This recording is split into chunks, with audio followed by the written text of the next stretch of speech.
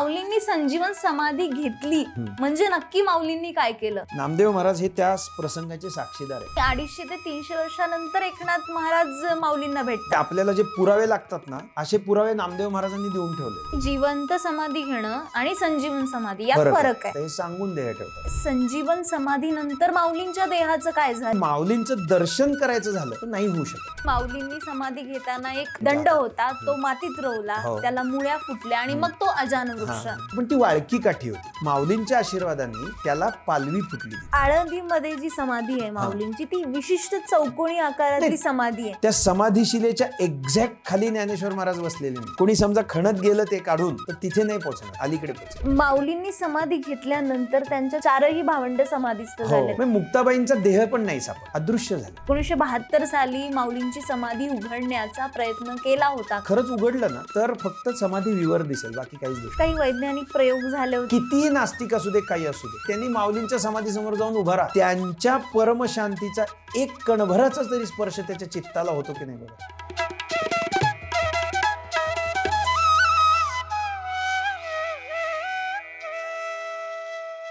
संत ज्ञानेश्वर महाराजांच्या बद्दल आपण जेव्हा इंटरनेटवरती सर्च करतो तेव्हा साधारणतः माहिती समोर कशी येते की संत ज्ञानेश्वर माऊलींचा जन्म हा 1275 मध्ये झाला आणि माऊलींचा मृत्यू हा 1296 मध्ये झाला. तर माऊलींचा मृत्यू हा जो शब्द आहे ना, खरं तर या शब्दावरती संपूर्ण वारकरी संप्रदायाचा आक्षेप आहे. आक्षेप काय आहे? कारण की माऊलींचा मृत्यू नाही झालाय, माऊलींनी समाधी घेतली आणि ती समाधी काही अशी तशी नव्हती. माऊलींनी संजीवन समाधी घेतली होती. मुळात ही संजीवन समाधी काय आहे? इतक्या लहान वयात माऊलींना ही समाधी का घ्यावीशी वाटली? त्यांचा उद्देश काय होता? या सगळ्या गोष्टी आम्हा सामान्य लोकांना समजण्याच्याही पलीकडे आहेत, पण तरीही हा विषय समजून घेणं खूप महत्त्वाचं आहे. आणि हा विषय समजून घेण्यासाठी आपल्याकडे आलेले आहेत रोहन उपळेकर सर, जे की संत साहित्याचे अभ्यासक आहेत. त्यांचं आध्यात्मिक लिखाण आहे. त्यांच्या आत्तापर्यंत 4 पुस्तकं प्रकाशित झालेले आहेत. ते MSc बॉटनी आहेत. त्यांचं शिक्षण पुण्यातल्या SP कॉलेजमध्ये झालं, त्यानंतर पुणे विद्यापीठातही त्यांनी शिक्षण पूर्ण केलं. या सगळ्या संदर्भात आणखी एक त्यांची ओळख म्हणजे ज्ञानेश्वरीचे उपासक जे होते गोविंद काका उपळेकर महाराज यांचे ते पणतू आहेत. ते मूळचे फलटणचे आहेत आणि आज आपण त्यांच्याकडनं विषय समजून घेणार आहोत, तो म्हणजे ज्ञानेश्वर माऊलींनी घेतलेल्या संजीवन समाधीबद्दलचा. सर, तुमचं आमच्या YouTube चॅनलवरती खूप स्वागत आहे. आणि विषय आपला आहे माऊलींच्या संजीवन समाधीबद्दलचा, की ही माऊलींनी संजीवन समाधी घेतली म्हणजे नक्की माऊलींनी काय केलं आणि मुळात समाधी म्हणजेच काय हेच आधी आम्हाला सांगा, की समाधी लागते म्हणजे काय होतं? काय आहे, योगाच्या ज्या परिभाषा आहे योगाची, त्या योगाच्या परिभाषेमध्ये त्याचा जो सर्वोच्च बिंदू आहे तो समाधी असा आहे. अष्टांग योग जो आपल्याला प्रचलित आहे, पतंजलींनी निर्माण केलेला, ज्याला पातंजल योग किंवा अष्टांग योग म्हणतात, त्याचं 8वं अंग समाधी आहे. तर तो यम नियम आसन प्राणायाम प्रत्याहार धारणा ध्यान आणि समाधी असा ते 8 अंग आहेत त्याचे. तर समाधी याचा अर्थ आधी सम होणं असं त्याची व्याख्या केली जाते. तर तो जो जन्म मरणांच्या चक्राचा भाग आपल्या सृष्टीच्या क्रमामध्ये आलेला आहे. आपला हा जो सनातन वैदिक धर्म आहे, ज्याच्या शाखा म्हणून आपला हिंदू धर्म किंवा शीख धर्म, जैन धर्म, हे सगळे जे त्याचे वेगवेगळे शाखा मानलेले आहेत, तर या सर्व धर्मांमध्ये याच्या काही ना काहीतरी तत्वज्ञानाचे भेद आहेत. म्हणजे काही जण त्याचा एक भाग मान्य करतात, काही जण दुसरा भाग मान्य करतात. त्यातला जो मूळ तत्वज्ञानाचा गाभा आहे त्या संप्रदायाचा, ज्या सनातन वैदिक धर्माचा, ज्याच्या शाखा आहेत इतर धर्म, हे ज्याला आपण धर्म म्हणतो, प्रत्यक्षात ते पंथ आहेत. तर त्या शाखांचा जो बेस आहे तो कर्मसिद्धांत या नावाने प्रचलित आहे. त्या कर्मसिद्धांताचा भाग असा आहे की त्याच्यात कर्मसिद्धांताचा एक उपविभाग म्हणून पुनर्जन्माचा सिद्धांत आपण मानतो. आता पुनर्जन्माचा सिद्धांत म्हणजे आपल्याला यूट्यूबवर बघून असं काहीतरी भारी माहिती असतं किंवा कुठल्या तरी पिक्चरमध्ये आपण बघितले असतं की त्याला मागचा जन्म आठवत होता, त्याने असं झालं, मग तिथं गेला. आता त्याच्यावरनं तुम्ही एक जोक पण पाहिला असेल, करोनाच्या काळात शाळा बंद होत्या ना, तर त्याच्यावर एक जोक फिरत होता. तर एक वडील आपल्या मुलीला घेऊन चाललेले असतात, तर ती अशी समोरची एक वास्तू बघून अशी एकदम त्याच्याकडे आकर्षून बघायला जाते. तर ते वडिलांना म्हणते, बाबा माझा ह्याच्याशी काहीतरी पूर्वजन्मी संबंध आलेला आहे, हे मी पाहिलेलं आहे पूर्वजन्मी. बाबा एक फटका मारतात, अगं गाढव, ही तुझी शाळा आहे, 6 महिन्यापूर्वी चालू होती म्हणाले, आता तसं ते हे जे काय आहे ना पुनर्जन्माचं, तो त्याचा संबंध नाही आहे. ते सगळं त्याचं काल्पनिक पिक्चरायझेशन आहे. पुनर्जन्म ह्याचा म्हणजे पुन्हा पुन्हा जन्म असा त्याचा अर्थ आहे. पुन्हा पुन्हा जन्माला येणं, जीव जो धरलेला आहे तो पुन्हा पुन्हा जन्माला येतो, एवढाच त्याचा संदर्भ आहे. त्याला मागचं आठवत नाही. त्याच्यासाठी तिथे त्या न आठवण्याची जी प्रक्रिया आहे त्याला वैष्णवी माया म्हणतात. तर त्या वैष्णवी माया म्हणजे भगवान विष्णूंची एक अशी शक्ती की जी तुम्हाला विस्मरणाची एक पद्धत तुमच्यावर, म्हणजे विस्मरणाचं कहर घालते तुमच्यावर असं म्हणा पाहिजे तर त्या पुनर्जन्माचा सिद्धांत खंडित होणं हा त्या समाधीचा एक भाग आहे. म्हणजे जो जीव त्या समाधी स्थितीत जातो त्याला पुन्हा जन्माला यावं लागत नाही, पुन्हा त्या जन्म मरणाच्या चक्रात फिरावं लागत नाही. आता यात पण गंमत अशी आहे की त्या समाधीचे पण असंख्य प्रकार सांगितलेले आहेत, म्हणजे त्यातही स्टेजेस आहेत. पण एक मी खूप त्या खोलात जात नाही, पण बेस असा आहे की त्याचा की तिथे त्याचा पुनर्जन्म खुंटतो. आता त्यातला एक फक्त छोटासा सूक्ष्म भाग मुद्दा म्हणून सांगतो. पुनर्जन्म खुंटतो म्हणजे आता मी ठरवत नाही मला कुठे जन्माला जायचंय. ओके, तुमच्या कर्माने ती डिसिजन घेतलेला असतो आणि त्याप्रमाणे तुम्ही तिथे जाता. म्हणजे जसं कम्प्युटरवर आपण एखादी कमांड देतो, त्याच्या मागे एक काहीतरी फ्लोचार्ट असतो, त्या फ्लोचार्ट प्रमाणेच ती कमांड काम करते. एक्झॅक्टली तसं जन्माच्या बाबतीत पण असतं. त्या मायेने तुमची ती सगळी चार्ट लावून ठेवलेला असतो, त्याच क्रमाने तुम्ही पुढे जाता. तुमच्या इच्छेने तुम्ही जन्माला येत नाही, हेच तिथे खुंटतं. तिथे तुमच्या इच्छेने तुम्ही जन्माला येऊ शकता अशी पण एक सोय त्या समाधीनंतरच्या ह्याच्यामध्ये येते. म्हणजे हे जे महात्म्य, आता तसं म्हणाल जन्म खुंटतो, तर मग ज्ञानेश्वर महाराज परत कसे जन्माला आले म्हणाल तुम्ही? मग ते जर भगवान विष्णू होते, भगवान श्रीकृष्ण होते, ते त्यांना कुठलं आलंय जन्म मरणाचं चक्र, मग ते कसे जन्माला आले म्हणणार तुम्ही? तर ते जन्ममरण खुंटतं म्हणजे काय होतं, परतंत्र जन्ममरण खुंटतं. स्वतःच्या इच्छेने त्यांना येता येऊ शकतं. असं त्यातला भाग आहे तो. पण हे सगळं ज्ञान ज्ञानेश्वर माऊलींना इतक्या कमी वयात आलं आणि त्यांनी तेच तर ही समाधी घेतली. त्याचं कारण असं आहे की त्यांना ते मागचं जसंच्या तसं आठवत होतं ना त्यांचं. ज्ञानेश्वर महाराजांनी एका ठिकाणी उल्लेख केलाय त्याचा की माझ्या सत्यवादाचे तप वाचा केले बहुत कल्प, असं स्वतः माऊली सांगतात ज्ञानेश्वरीमध्ये की मी असंख्य जन्म तपश्चर्या केली आहे, ज्याचं फळ म्हणून मी आत्ता या जन्मामध्ये एवढं सगळं बोलू शकतोय किंवा एवढं सगळं अनुभवू शकतोय, असं माऊलींनी पण म्हणून ठेवलं. म्हणजे याचा अर्थ जन्ममरण नाही तसं नाहीये, त्यांना पण आहेत. फक्त आपल्या जन्ममरणात आणि त्या महात्म्यांच्या जन्ममरणात फरक असतो. म्हणूनच माऊलींनी जे देहत्याग केला याच्यासाठी एक पद्धत अशी आहे की सामान्य माणसाचं मरण म्हटलं जातं, महात्म्यांचा देहत्याग म्हटला जातो. आणि माऊली एकमेव असे आहेत की ज्यांनी संजीवन समाधी घेतली. त्या देहत्यागाला समाधीच म्हटलं जातं. महात्म्यांनी जरी देहत्याग केला तरी तो त्यांच्या इच्छेने होतो, स्वतःची इच्छा असते, त्यांना पाहिजे तेव्हा ते जातात. आणि त्याला एक उपनिषदांचा हे आहे, तो मी त्यात खूप कठीण भागात जात नाही. न तस्य प्राणाः उत्क्रामंती असं उपनिषद वचन आहे. म्हणजे त्यांचे प्राण शरीराच्या बाहेर जात नाहीत. आपलं जसं हे स्थूल सृष्टी आहे ना, तशी त्याच्या पॅरलल एक सूक्ष्म सृष्टी पण आहे जी आपल्या डोळ्यांना दिसत नाही. आता आपल्याला ह्या स्थूलातली सूक्ष्म सृष्टी दिसत नाही.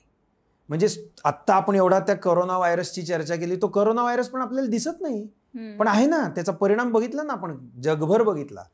मग तो दिसत नाही म्हणजे तो नाहीये का? त्याला बघण्याची पण काहीतरी पद्धत आहे. ओके, तशीच इथे आहे. ही जी माऊलींची समाधी आहे ना, तो मी त्या संजीवनाकडे नंतर येतोच मुद्दा म्हणून, पण ती जी समाधी आहे ती त्या सूक्ष्म स्तराचा संदर्भ घेऊन आलेली समाधी आहे. तिथे ते सूक्ष्म विश्व, म्हणजे मी हे करोना वगैरे सांगितले ते ह्या स्थूलातले सूक्ष्म आहेत, त्याच्याही पलीकडे ह्याच्या एकदम या पॅरामीटर्सनी ज्याचा अभ्यासही करता येऊ शकत नाही असं एक स्वतंत्र सूक्ष्म विश्व आहे. त्या सूक्ष्म विश्वात ती जी समाधी विवर किंवा समाधी आहे ती त्या सूक्ष्म विश्वातली आहे, ह्या स्थूल विश्वातली नाही आहे. त्यामुळे आत्ता जर कोणी तिथे समाधी विवर आहे तिथे समजा खोदून जाऊन खाली बघायचा प्रयत्न केला तर त्याला काहीच दिसणार नाही. तिथे जे वर्णन त्या समाधीच्या स्थूलाचं केलेलं आहे, नामदेव महाराजांचं वर्णन आहे बरं का. म्हणजे आपल्याला जे पुरावे लागतात ना, असे पुरावे नामदेव महाराजांनी देऊन ठेवलेले. आपण काय म्हणतो याचा पुरावा द्या, आहे. नामदेव महाराज हे त्या प्रसंगाचे साक्षीदार आहेत. नुसते नामदेव महाराज नाही, नामदेव महाराजांच्या बरोबर खूप संत त्यावेळी आळंदीत होते. 1296 कार्तिक वद्य त्रयोदशी 1296 साधारणपणे नोव्हेंबर महिन्यातला तो प्रसंग असला पाहिजे. 1296च्या त्यावेळेला नामदेव महाराज, त्यांची चारही मुलं, परिसा भागवत, सावता माळी महाराज, असे सगळे सत्पुरुष तिथे होते. त्यांच्या समक्ष तो सगळा प्रसंग झालेला आहे आणि त्याचं वर्णन त्यांनी करून ठेवले. नामदेव महाराजांनी 3 माऊलींच्या चरित्राविषयी 3 अध्याय म्हणा किंवा त्यांचे भाग आहेत अभंगांचे. त्याला आदी, तीर्थावळी आणि समाधी असं म्हणतात. ज्ञानेश्वर महाराजांची आदी, ज्ञानेश्वर महाराजांची तीर्थावळी आणि ज्ञानेश्वर महाराजांची समाधी. आणि एक 4थं प्रकरण आहे ज्ञानदेव समाधी महिमा. अशी 4 प्रकरणं त्यांच्या गाथ्यात आहेत. ते सगळे आखोदेखा हाल आहे. त्यांनी जे सगळं बघितलं त्यातलं फक्त आदी प्रकरण त्यांनी पाहिलेलं नाही, ते ऐकीव आहे. त्यांनी ज्ञानेश्वर महाराजांच्या जन्माच्या आधीपासूनचे प्रसंग त्यांनी सांगितले, घराण्याचा इतिहास, माऊलींचा इतिहास. पण तो त्यांच्या समोरचा आहे ना, माऊली समोर होते त्यांच्या.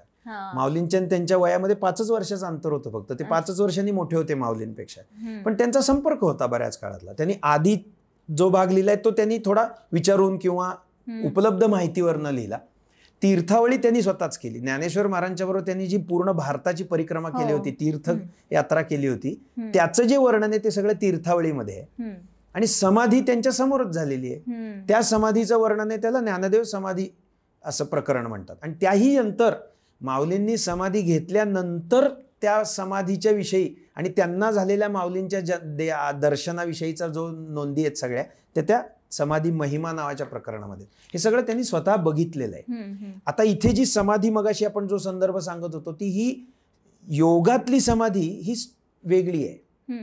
आणि ज्याला देहत्याग म्हणतो महात्म्यांचा आपण, त्यालाही त्यांच्या आदराप्रित्यर्थ समाधी म्हणायची पद्धत. म्हणजे ही जिवंत समाधी घेणं आणि संजीवन समाधी यात फरक आहे, खूप फरक आहे. आता जिवंत समाधी यालाही एक वेगळा संदर्भ आहे. आणि नुसती ज्याला आपण म्हणजे एखादा महात्मा स्वतःच्या इच्छेने तो देह सोडून दिला, पंचभौतिक आहे, ही जी आपला देह आहे हा 5 भूतांचा बनलेला आहे, ती मरते आहेत, नष्ट होणारी आहेत. तर ती नष्ट होणारी कधी ना कधीतरी नष्ट होणार, तर ती नष्ट केली जातात, नष्ट होऊन जातात ती. तसा तो ते देह सोडतात. त्यांचा जो आतला सूक्ष्म देह आहे, त्यांचा जो दिव्य देह आहे, तो मात्र नष्ट होणारा नसतो, कारण तो सूक्ष्म असतो. तो पुन्हा पुढच्या चक्रामध्ये त्यांच्या इच्छेने पुन्हा कुठेतरी जन्माला येतो. जसं नामदेव महाराज हे प्रल्हादांचे अवतार मानले जातात. मुळात ते प्रल्हाद नृसिंह अवतारातले, तेच पुढे रामावतारामध्ये अंगद झाले, तेच पुढे कृष्णावतारामध्ये उद्धव झाले, तेच पुढे माऊलींच्या अवतार कालामध्ये नामदेव महाराज झाले, तेच पुढे तुकाराम महाराज म्हणून आले. असे ते क्रमाने आलेले आहेत ना सगळ्या ह्याच्यामध्ये. प्रत्येक ठिकाणी होते ते. आता एक म्हणाला पुनर्जन्म नाही मानायचं, तर हे कसं मी जसं मगाशी सांगितलं तसं त्यांचा तो जीव मुक्त आहे. स्वतःच्या इच्छेने तो, आता किंवा भगवंतांच्या इच्छेने तो पुन्हा पुन्हा जन्माला येतोय तिथे. तसे ते मागचं त्यांना स्मरत असतं.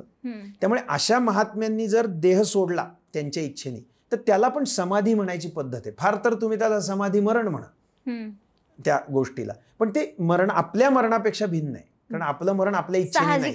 आम्हाला कळेपर्यंत आम्ही मेलेलो असतो, दुसऱ्यांनाही कळेपर्यंत आम्ही मेलेलो असतो. तसं यांचं नसतं. हे सांगून देह ठेवतात सगळेच महात्मे. त्यातला एक प्रकार असा आहे की जे स्वतःच्या इच्छेने समाधी घेतात, जिवंत समाधी. ती प्रोसेस काय, संजीवन समाधी घेण्याची प्रोसेस काय होती? संजीवन समाधी घेण्याची प्रोसेस आहे ना, ती या जिवंत समाधीपेक्षा भिन्न आहे थोडीशी. आता जिवंत समाधीचा थोडा संदर्भ सांगतो मुद्दामून आधी. त्याचे पण 2-3 प्रकार बघितले. आता एकनाथ महाराजांनी स्वतःच्या इच्छेने गोदावरी नदीमध्ये जलसमाधी घेतलेली आहे. तीच बाकीच्या कोण सत्पुरुषांनी ज्यांनी स्वतःच्या इच्छेने आता म्हणजे आत स्वतःच्या पावलांनी चालत जाऊन त्यांनी विवरामध्ये समाधी घेतलेली आहे. मोरार गोसावींची तशी समाधी आहे. ते पण स्वतःच्या इच्छेने चालत गेले आणि ते बराच काळ त्यानंतर तिथे देहानी होते अशी पण नोंदी सापडतात. त्यांची दर्शनं झालेली आहेत काही काही महात्म्यांना पुढेच अशा सत्पुरुषांची. तर ही जिवंत समाधी त्यांच्या इच्छेने झाली. पण जिवंत समाधीमध्ये तो जो देह आहे पंचभौतिक, तो कालांतराने नष्ट होतो. बरोबर. कालांतराने तो पंचभौतिक आहे, तो कुठेतरी नष्ट होतो. म्हणजे काही काळ ते त्यात जिवंत असू शकतील, पण पुढे ते त्यांचा तो प्राण भगवत स्वरूपामध्ये विलीन होतो आणि त्यांचा देह पडतो तिथे. पण संजीवन समाधीत तसं होत नाही. संजीवन समाधी ही प्रक्रिया अशी आहे की एक महत्वाचा संदर्भ मुद्दामून सांगून ठेवतो की आजवर केवळ ज्ञानेश्वर महाराज हे एकमेव असे सत्पुरुष आहेत की ज्यांनी त्या संजीवन समाधीच्या प्रक्रियेने संजीवन समाधी घेतलेली आहे. आता पद्धत अशी झाली आहे की आता जिवंत समाधीलाही लोक संजीवन समाधी म्हणतात. तसं नाही आहे. कारण त्यांनी आत जाऊन विवरामध्ये दार त्याचं बंद केलं की आत जाऊन काय प्रक्रिया केली हे आपण कसं सांगणार, ती माहित नाही. पण ज्ञानेश्वर महाराजांनी काय प्रक्रिया केली ह्याची नोंद नामदेव महाराजांनी करून ठेवलेली, त्यामुळे ती आपल्याला माहित आहे आणि त्यांनी तसं म्हणून ठेवलेलं आहे. आणि असं संप्रदायामध्ये मान्यता आहे, आमच्या गुरुपरंपरेची पण ती मान्यता आहे. त्याच्यामध्ये स्पष्ट असं मान्य आहे नाथ संप्रदायात की ही संजीवन समाधीची प्रक्रिया फक्त ज्ञानेश्वर महाराज करतील. म्हणजे ती बाकीच्यांना येत नाही का? येते. पण ती त्यांच्यासाठीच ती स्पेशल त्यांच्यासाठी ठेवलेलं आहे. त्यांच्या आधी कुणी ती प्रक्रिया केलेली नाही आणि त्यांच्या नंतर कुणीही ती प्रक्रिया करणार नाही. हा त्यांच्यासाठी ठेवलेला मान आहे. म्हणून ती एकमेवाद्वितीय आहे. आजवर मागच्या माऊलींच्या आधीच्या कुठल्याही युगात, म्हणजे या चतुर्युगी धरा आपली, माऊलींची समाधी सुद्धा आता ही जी आहे ती 109व्या वेळची समाधी. हो, त्याच्या आधी त्याच ठिकाणी त्यांनी समाधी घेतलेली आहे. त्याला 109 आता जे आपण ज्ञानेश्वर महाराजांची समाधी बघतो तो 109व्यांदा झालेला प्रयोग आहे त्यांच्या संजीवन समाधीचा. आणि तो संजीवन होता म्हणूनच ते इतक्या वेळा करू शकले, कारण त्यांनी आपल्या पद्धतीने देहत्याग केलेला नाहीये. त्यांचा देहच मुळात दिसत जरी असा असला तरी तो पांचभौतिक नव्हता, दिव्य देह होता. त्याच्यावरती एक फार सुंदर संदर्भ माझे सद्गुरू परमपूज्य शिरीषदादा कवडे महाराज सांगतात नेहमी. तो आहे योग वसिष्ठ नावाच्या ग्रंथातला. हा योग वसिष्ठ ग्रंथ हा भगवान श्रीराम आणि त्यांचे गुरु वसिष्ठ महामुनी यांच्या संवादाचा ग्रंथ आहे. अतिशय मौलिक असा ग्रंथ आहे, उपलब्ध आहे तो. त्याच्यात खूप विशेष चर्चा त्यांच्या झालेल्या आहेत गुरु शिष्य म्हणून. विचारणारे प्रत्यक्ष भगवान श्रीराम आहेत आणि त्यांचे गुरु वसिष्ठ महामुनी आहेत. त्याच्यात ते वसिष्ठ महामुनी सांगतात की हे महात्मे देहात असतानाच ब्रह्मस्वरूप झालेले असतात. तर मग रामराय त्यांना विचारतात की मग ते जर ब्रह्मस्वरूप झालेले असतात तर आम्हाला त्यांचा देह का दिसतो, आम्हाला ते ब्रह्मस्वरूप का दिसत नाही? तर त्याच्यावर वसिष्ठ महामुनी हसून म्हणतात, हे तुझ्या संस्कारांचं फळ आहे. तुला तसं बघायची सवय आहे म्हणून तुला तसं दिसतं म्हणून. प्रत्यक्षात तसं नाहीये. हा तिथला आपल्याला सूक्ष्म दृष्टी नसल्यामुळे आपण सूक्ष्म भाग बघू शकत नाही. तसंच माऊलींच्या समाधीचं आहे. ती संजीवन समाधीची प्रक्रिया त्यावेळी उपस्थित असलेल्या महात्म्यांना दिसली, सामान्यांना नाही दिसणार ती प्रक्रिया, कारण त्यांचा तो देह दिव्य होता. म्हणजे त्यांना आपला, म्हणजे माझ्यासारखे हात पाय आहेत, डोळे आहेत, कान नाक आहेत, हे सगळं मला दिसतंय ज्ञानेश्वर महाराजांचं. पण ते प्रत्यक्षात तसं नाहीये. म्हणजे आता लेझरने आकृती करतात की नाही, तर ती लेझरची आकृती कशी तेजाची दिसते आपल्याला, प्रत्यक्षात तिथे काहीच नाहीये. तो फक्त आभास आहे एक प्रकारचा. तसा त्यांचा दिसणारा पांचभौतिक देह हा एक आभास असतो. प्रत्यक्ष तिथे एक दिव्य देह असतो जो आपल्या दृष्टीने नाही आपण बघू शकत. तो सूक्ष्मच आहे. त्याला नॉर्मल, जसं मला साधा मायक्रोस्कोपिक जीव बघायचा असेल तर मायक्रोस्कोपने बघावा लागतो, आणि त्याच्यापेक्षा मायक्रॉन मधला जीव बघायचा असेल तर इलेक्ट्रॉन मायक्रोस्कोप वापरावी लागते, कारण तो त्या लेवल आपल्या डोळ्याच्या कक्षेतच नाही येतो. तसंच आहे ते. ही सूक्ष्म सृष्टी आपल्या डोळ्याच्या कक्षेत नाही. आता तुम्ही पुराणात अशी वर्णनं वाचली असतील कुठेतरी की अर्जुन उठला आणि स्वर्गातल्या एका युद्धामध्ये त्यांनी भाग घेतला वगैरे, अशा नोंदी सापडतात. याचं कारण असं की काही काळापर्यंत ती सूक्ष्म सृष्टी आणि स्थूल सृष्टी एकत्र होती. आता ती पॅरलल आहे, आता ती एकत्र नाहीये. त्यामुळे इकडून तिकडे आपण असे जाऊ शकत नाही, तिकडून इकडे असे येऊ शकत नाही. त्यामुळे आता आपण कितीही म्हटलं तरी आपण त्याचा पुरावा या सृष्टीत देऊ शकत नाही. माऊलींनी संजीवन समाधी घेण्यासाठी आळंदीच निवडलं, त्यालाही काही खास? त्याचं कारण हे त्यांचं मूळचं स्थान आहे. हे जे 108 वेळा पूर्वी झालेला आहे ना तो प्रसंग, तो तिथंच झालेला आहे. त्या आळंदीला त्यांचे जे एक अतिशय महान अधिकारी शिष्य होऊन गेले, गुलाबराव महाराज, प्रज्ञाचक्षू होते, त्यांना अंध होते ते, म्हणजे बालपणी अंध झालेले होते. विदर्भातले फार मोठे अधिकारी सत्पुरुष होते. त्यांनी 1915 साली पुण्यातच देह ठेवला, ते वयाच्या 34व्या वर्षी. आणि त्यांनी तेवढ्या काळात 130 ग्रंथ लिहिलेले, म्हणजे 34 वर्षात आयुष्याचे 130 ग्रंथ लिहिलेले आहेत.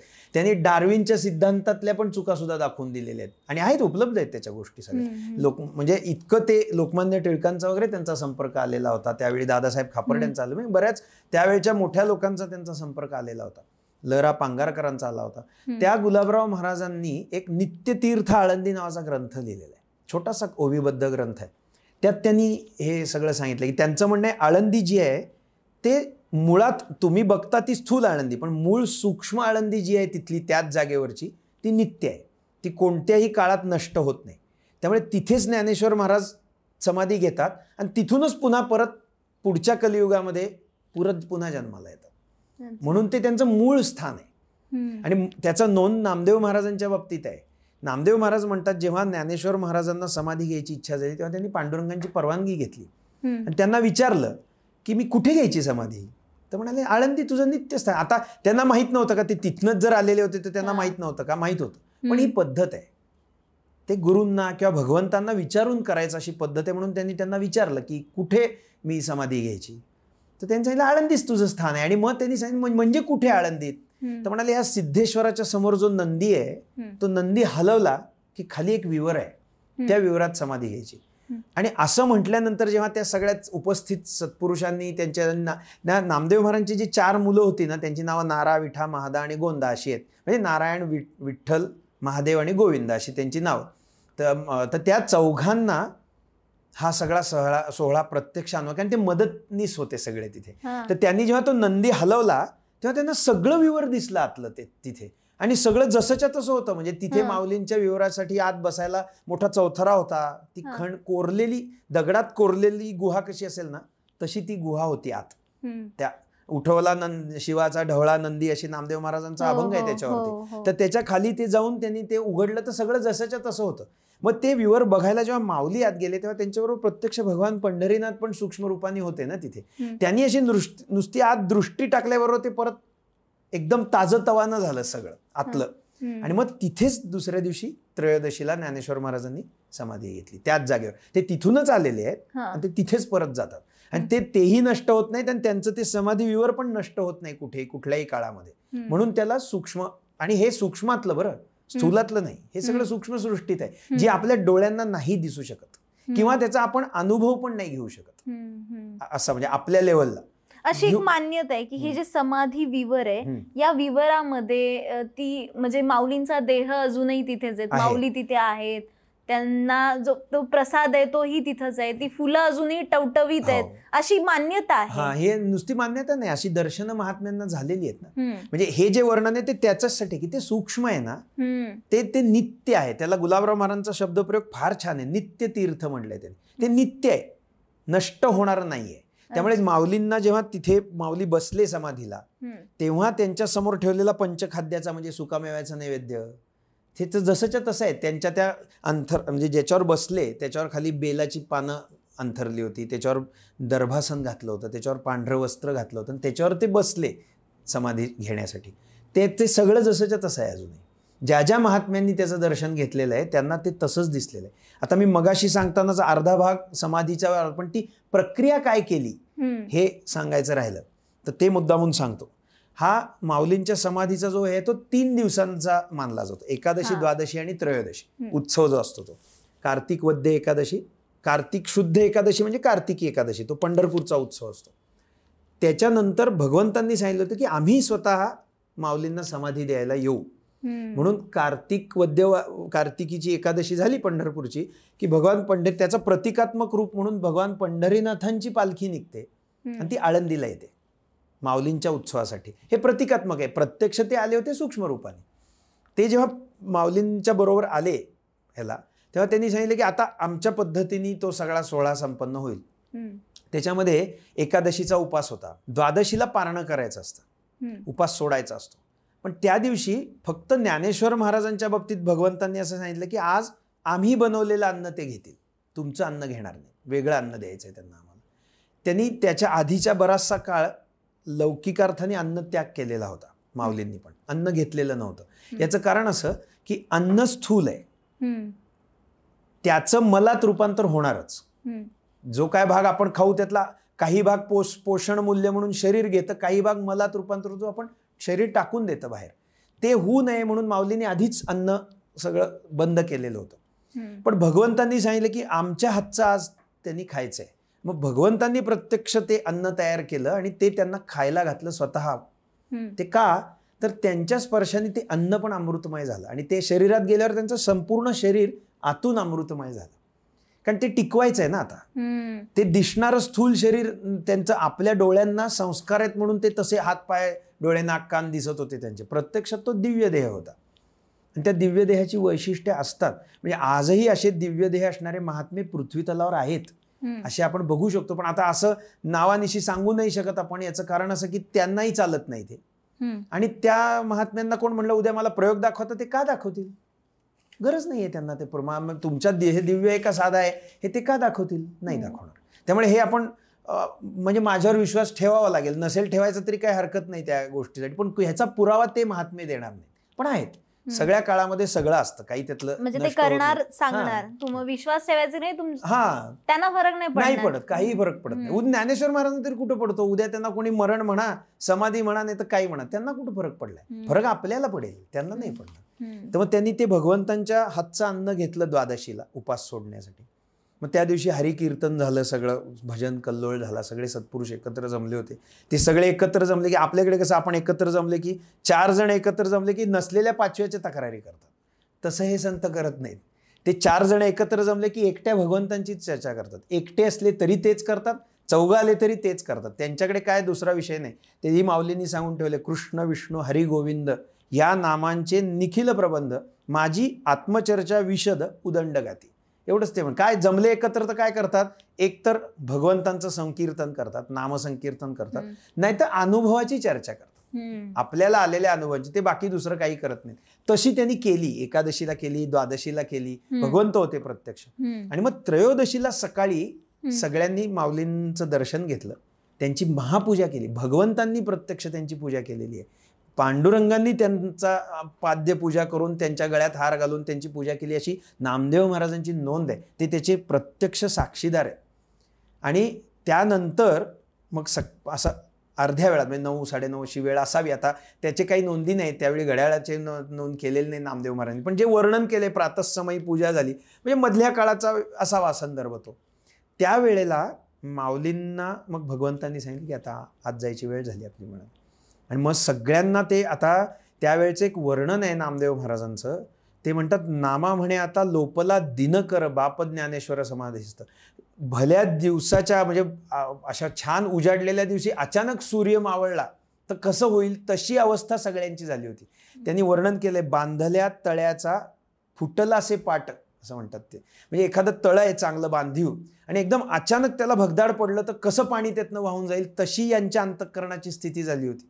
किंवा बांधलेल्या पेंडीचा सुटला असे आळा, एक अशी घट्ट बांधलेली पेंडी आहे, अचानक त्याची दोरी सुटली तर ती कशी तृण रानोमाळा झाले तैसे असं ते म्हणतात. ते कसं एकदम जाईल तसे, शॅटर्ड असा शब्द त्याला आपल्याकडे वापरतो. He was shattered. तसे ते सगळे संत झाले होते. म्हणजे ते खरं तर आत्मानुभवी होते, सुखदुःखांच्या पलीकडे गेलेले होते. तरी सुद्धा त्यांना माऊलींच्या जाण्याचं दुःख झालेलं आहे तिथे. म्हणजे किती त्यांच्याबद्दल प्रेमाची भावना असेल त्या सगळ्यांना. आणि मग ते निवृत्तीनाथ महाराज आणि भगवंत अशा दोघांनी त्यांचे हात धरले. एका बाजूला भगवंत होते, एका बाजूला निवृत्तीनाथ महाराज होते. आणि मग ते समाधी विवरात जायला गेले तिथे. बाकी सगळे बाहेर थांबलेले होते, आत कोणी गेलेलं नव्हतं. आधी जे जसं वर्णन केलं, जसं त्यांची ती घातलेली गादी म्हणा, गादी नाही आसन त्यांचं, ते सगळं त्या नारा विठा महादा गोंदा त्यांनी सगळी परत अरेंजमेंट करून ठेवली तिथली. भगवंतांनी तिथे रत्नदीप ठेवायला सांगितले होते असं नोंद आहे. रत्नदीप म्हणजे रत्नांचा दिवा असतो तो. ते रत्नाचा प्रकाश स्वतःतनं, म्हणजे तुम्ही आता हिरा बिरा बघा, त्याला स्वतःचा प्रकाश असतो. त्याच्यावर जर थोडासा प्रकाश पडला तर ते लाईट होतात एकदम असे. तशी ते रत्नांचे दीप अशी पद्धत होती पूर्वी. ते रत्नदीप ठेवले, ज्याला तेल तूप वात तसलं काही लागत नाही, त्याचा मुळातच त्याच्यातनं प्रकाश असतो त्या रत्नाचा. असे 4 रत्नदीप तिथे ठेवलेले होते, आत समया लावलेल्या होत्या. त्याची वर्णनं नामदेव महाराजांनी केली. आमचे एक सद्गुरुदेव परमपूज्य शिरीषदादा त्याचा प्रसंगाचं फार भावपूर्ण वर्णन करून सांगतात. तो त्यांना त्यांच्या सद्गुरूंच्या कृपेने प्रत्यक्ष अनुभवाला मिळालेला प्रसंग आहे. जेव्हा असं झालं ना, आज जायची वेळ आहे, तेव्हा माऊली अत्यंत शांत होते. म्हणजे त्यांच्या अंतःकरणाचा कोणताही ते निस्पंद स्थितीत असावे तसे एकदम शांत आनंदात होते. भगवंतांच्या डोळ्यातनं पाणी येतंय आणि निवृत्तीनाथ महाराजांच्या डोळ्यातनं पाणी येते. ते एकमेकांकडे बघतायत. देवांनी त्यांना विचारलं की आपण का रडताय? म्हणजे देवा आपण का रडताय? म्हणजे आधी तुम्ही सांगा मग मी सांगतो म्हणत. माऊली शांत आहेत हा या सगळ्या स्थितीत. बाकीच्यांचीच ही स्थिती झालेली आहे. निवृत्तीनाथ महाराजांचं असं वर्णन केलंय सगळ्या संतांनी की त्यांची इतकी निस्तरंग स्थिती होती चित्ताची की कशानेच त्यांच्या अंतःकरणात वृत्ती उठत नसत. इतके ते सगळ्यातनं आलूफ होते. काहीही घडू देत, सुखदुःखाचे प्रसंग असू देत, काही असू देत, ते त्यांच्या आनंदाच्या स्थितीतनं हलतच नव्हते. काहीच नव्हतं त्यांच्या, म्हणजे त्यांच्या ह्याच्यात चित्तामध्ये कसल्याही प्रकारचे वृत्तीचे तरंग उठत नसत. इतके ते शांत मानले जातात. म्हणजे परमशांतीचा अनुभव म्हणजे निवृत्तीनाथ महाराज. ते रडायला लागलेत तिथे. मग भगवंतांनी त्यांनी तुम्ही सांगा कारण हे. त्यांनी सांगितलं, माऊली खरं तर माझे धाकटे भाऊ आहेत आणि माझे शिष्य पण आहेत, म्हणजे त्यांचा गुरु आहे मी. पण त्यांनी कधीही आयुष्यात माझी अवज्ञा केली नाही. भाऊ म्हणून सुद्धा त्यांनी कधीही मी सांगितलेल्या म्हणण्याच्या पलीकडे वागले नाहीत आयुष्यात कधीही. इतका अधिकार असून सुद्धा त्यांनी सदैव माझ्या आज्ञेचं पालन केलं. असा शिष्य पुन्हा होणार नाही जगात म्हणाले. म्हणून मला दुःख होतंय की असा कोण होईल परत. इतकं अद्भुत शिष्यत्व की स्वतः प्रत्यक्ष भगवंत असून सुद्धा त्यांनी माझ्या आज्ञेशिवाय पाऊल टाकलं नाही कधी आयुष्यात. गुरूंची किती श्रद्धा आहे गुरूंच्या चरणी, असा कोणी होणार नाही म्हणाले. त्यामुळे मला आज दुःख होतं की असा परत अनुभवाला मिळणार नाही. मग त्यांनी म्हटलं भगवंत आपण का रडताय. तर म्हणाले माझा ना असा खेळिया होणार नाही, त्याच्यासारखा मित्र नाही मला दुसरा म्हणाले, ज्ञानोबांसारखा त्याच्यासारखी मैत्री करणारं कोणी नाही म्हणाले. इतकी प्रगाढ मैत्री त्यांनी माझ्याशी केलेली आहे की तसा खेळिया होणार नाही, माझा खेळगडी होणार नाही. म्हणून मला दुःख होतं की असा परत कधी मिळणार मला. आणि मग माऊली शांत येते या सगळ्या ह्याच्यात, त्यांना रडायला येते. बाहेर जे सत्पुरुष होते त्यांची तर वर्णनं केलीत नामदेव महाराजांनी की त्यांनी धाय मोकलून रडलेत.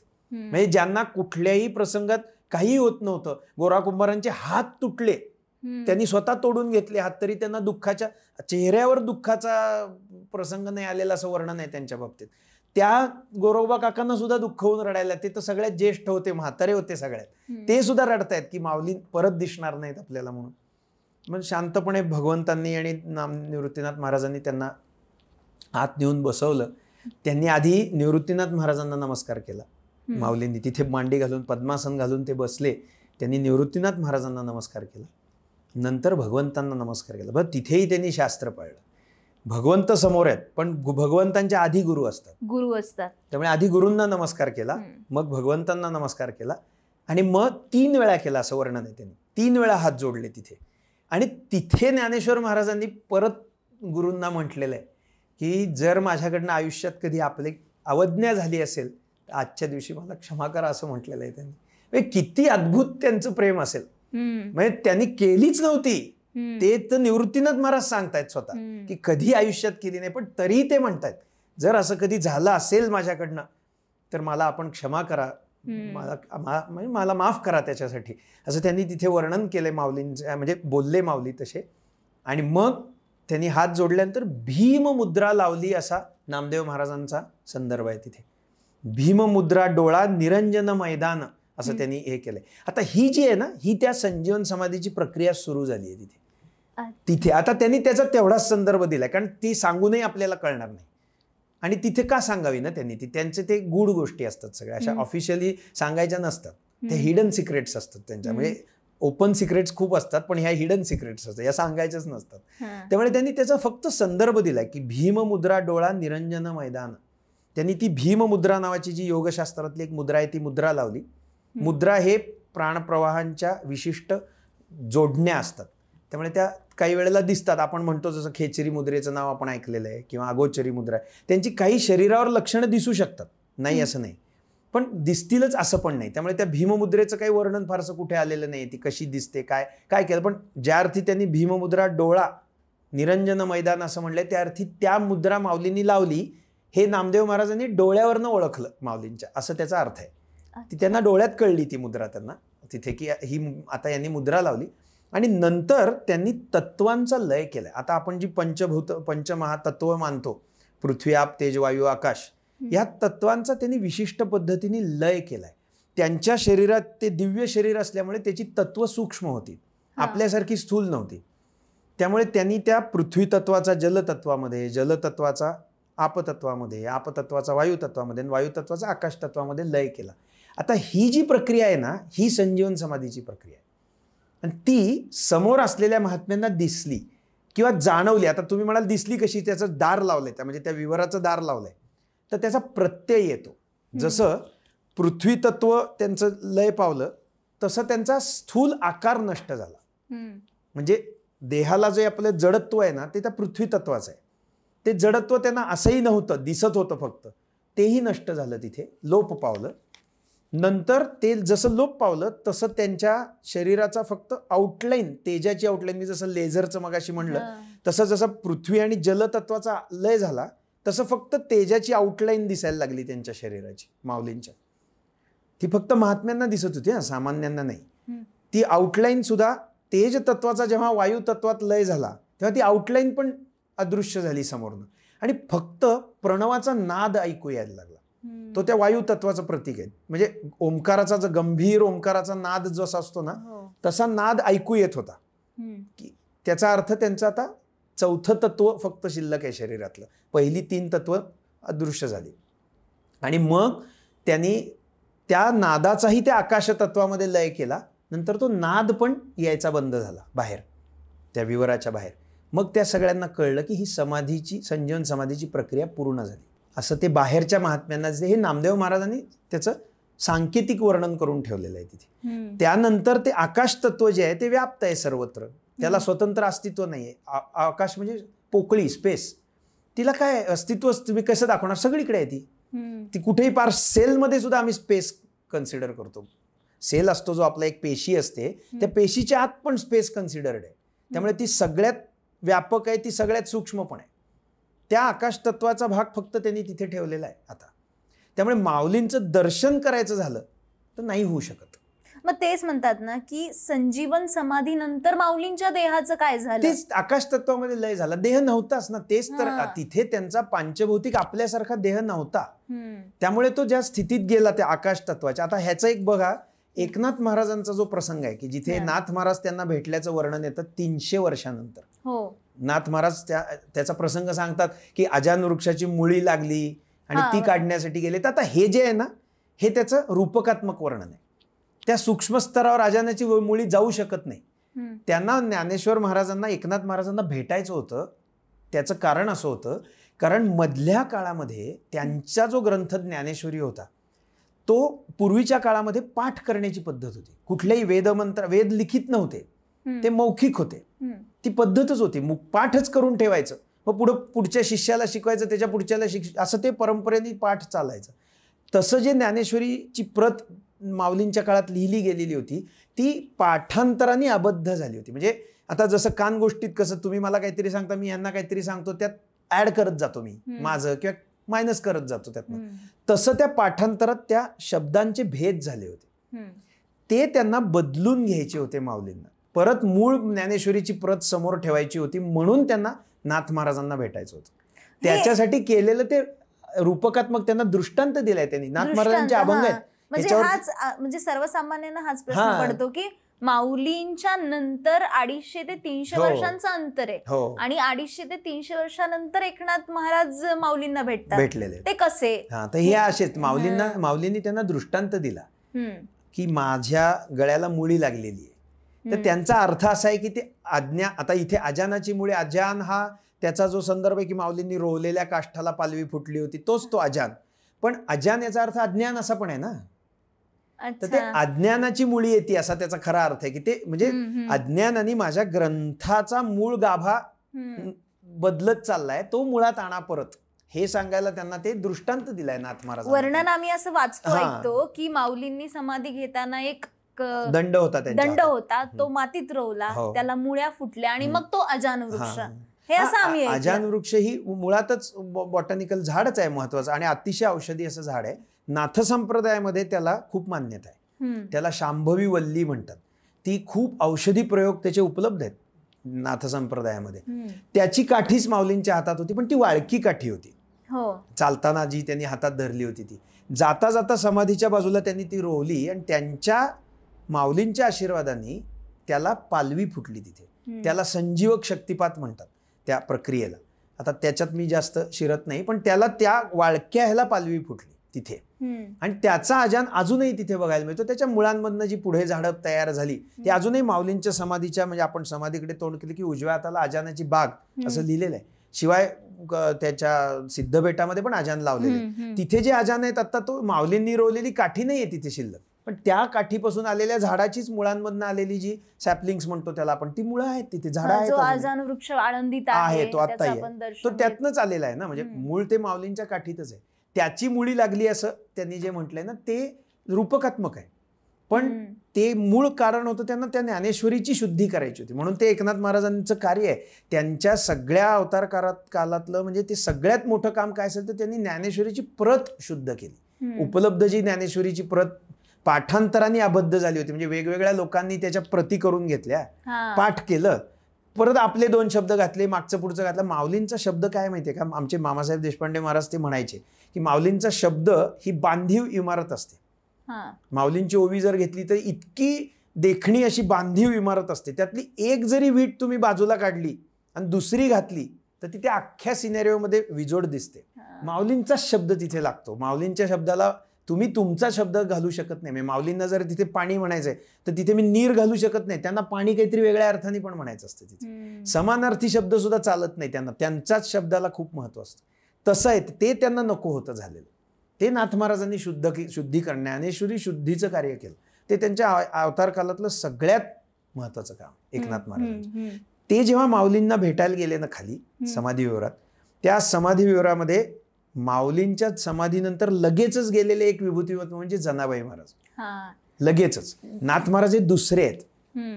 जनाबाई ह्या माऊलींच्या परंपरेने म्हणाल तर त्या प्रशिष्याच्याही प्रशिष्य आहेत. म्हणजे माऊलींचे शिष्य सोपानदेव, सोपानदेवांचे शिष्य विसोबा खेचर, विसोबा खेचरांचे शिष्य नामदेव महाराज, नामदेव महाराजांचे शिष्य जनाबाई. म्हणजे त्या बघितलं तर पंक्ती शिष्य होतात नियमाप्रमाणे त्यांच्या. पण त्यांचं नातं असं होतं माऊलींशी की माऊली माझी आई आणि मी त्यांची मुलगी, असं त्यांचं अतिशय प्रेमाचं नातं होतं. म्हणजे त्या सगळ्या संतांच्या ह्याच्यामध्ये त्या दोघांचं नातं फार विलक्षण आहे. त्यावेळेच्या संतांमध्ये माऊली आणि मुक्ताबाईंचं नातं जसं विलक्षण आहे, ते सख्ख्या बहीण भावांचं अतिशय लाडकं नातं आहे, तसं हे मायलेकीचं नातं आहे.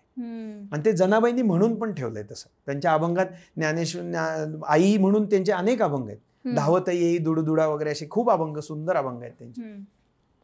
तर त्या जनाबाई माऊलींच्या समाधी सोहळ्याला उपस्थित नव्हत्या. त्या पंढरपुरात होत्या. बाकी सगळे पंढरपुरातनं तिथे आलेले होते. म्हणजे किंवा सगळीकडनं आलेले होते. पंढरपुरात सोहळा पाहता आला नव्हता. आणि मग काही दिवसांनी त्या जेव्हा तिथे आल्या समाधीपाशी, तेव्हा त्या अतिशय विकल झाल्या माऊलींच्या स्मरणाने. कारण आईचं, आता तुम्ही विचार करा, त्यांचं जर आईसारखं नातं असेल त्यांच्याशी, तर आई नाही हा सगळ्यात मोठा हे असतो ना. त्यामुळे त्यांना ते खूप अस्वस्थ झाले. मग माऊली प्रगट म्हणले मी कुठे गेलोय, आम्ही आहोतच म्हणाले. मग त्यांना म्हणले तू नव्हतीस तर मी तुला तो समाधी सोहळा पुन्हा दाखवतो. आणि त्यांना तो सगळा सूक्ष्म स्तरावरती समाधी सोहळा अनुभवता आला. परत त्यांना माऊलींनी पहिल्यांदा त्या समाधी विहारात नेलेलं आहे. आधी ते पहिल्या एकनाथ महाराज, हे दुसरे पहिल्या जनाबाई, कारण त्या लगेच त्यांच्याच काळात होत्या ना, माऊलींच्याच काळात होत्या. नाथ महाराज 300 वर्षानंतर.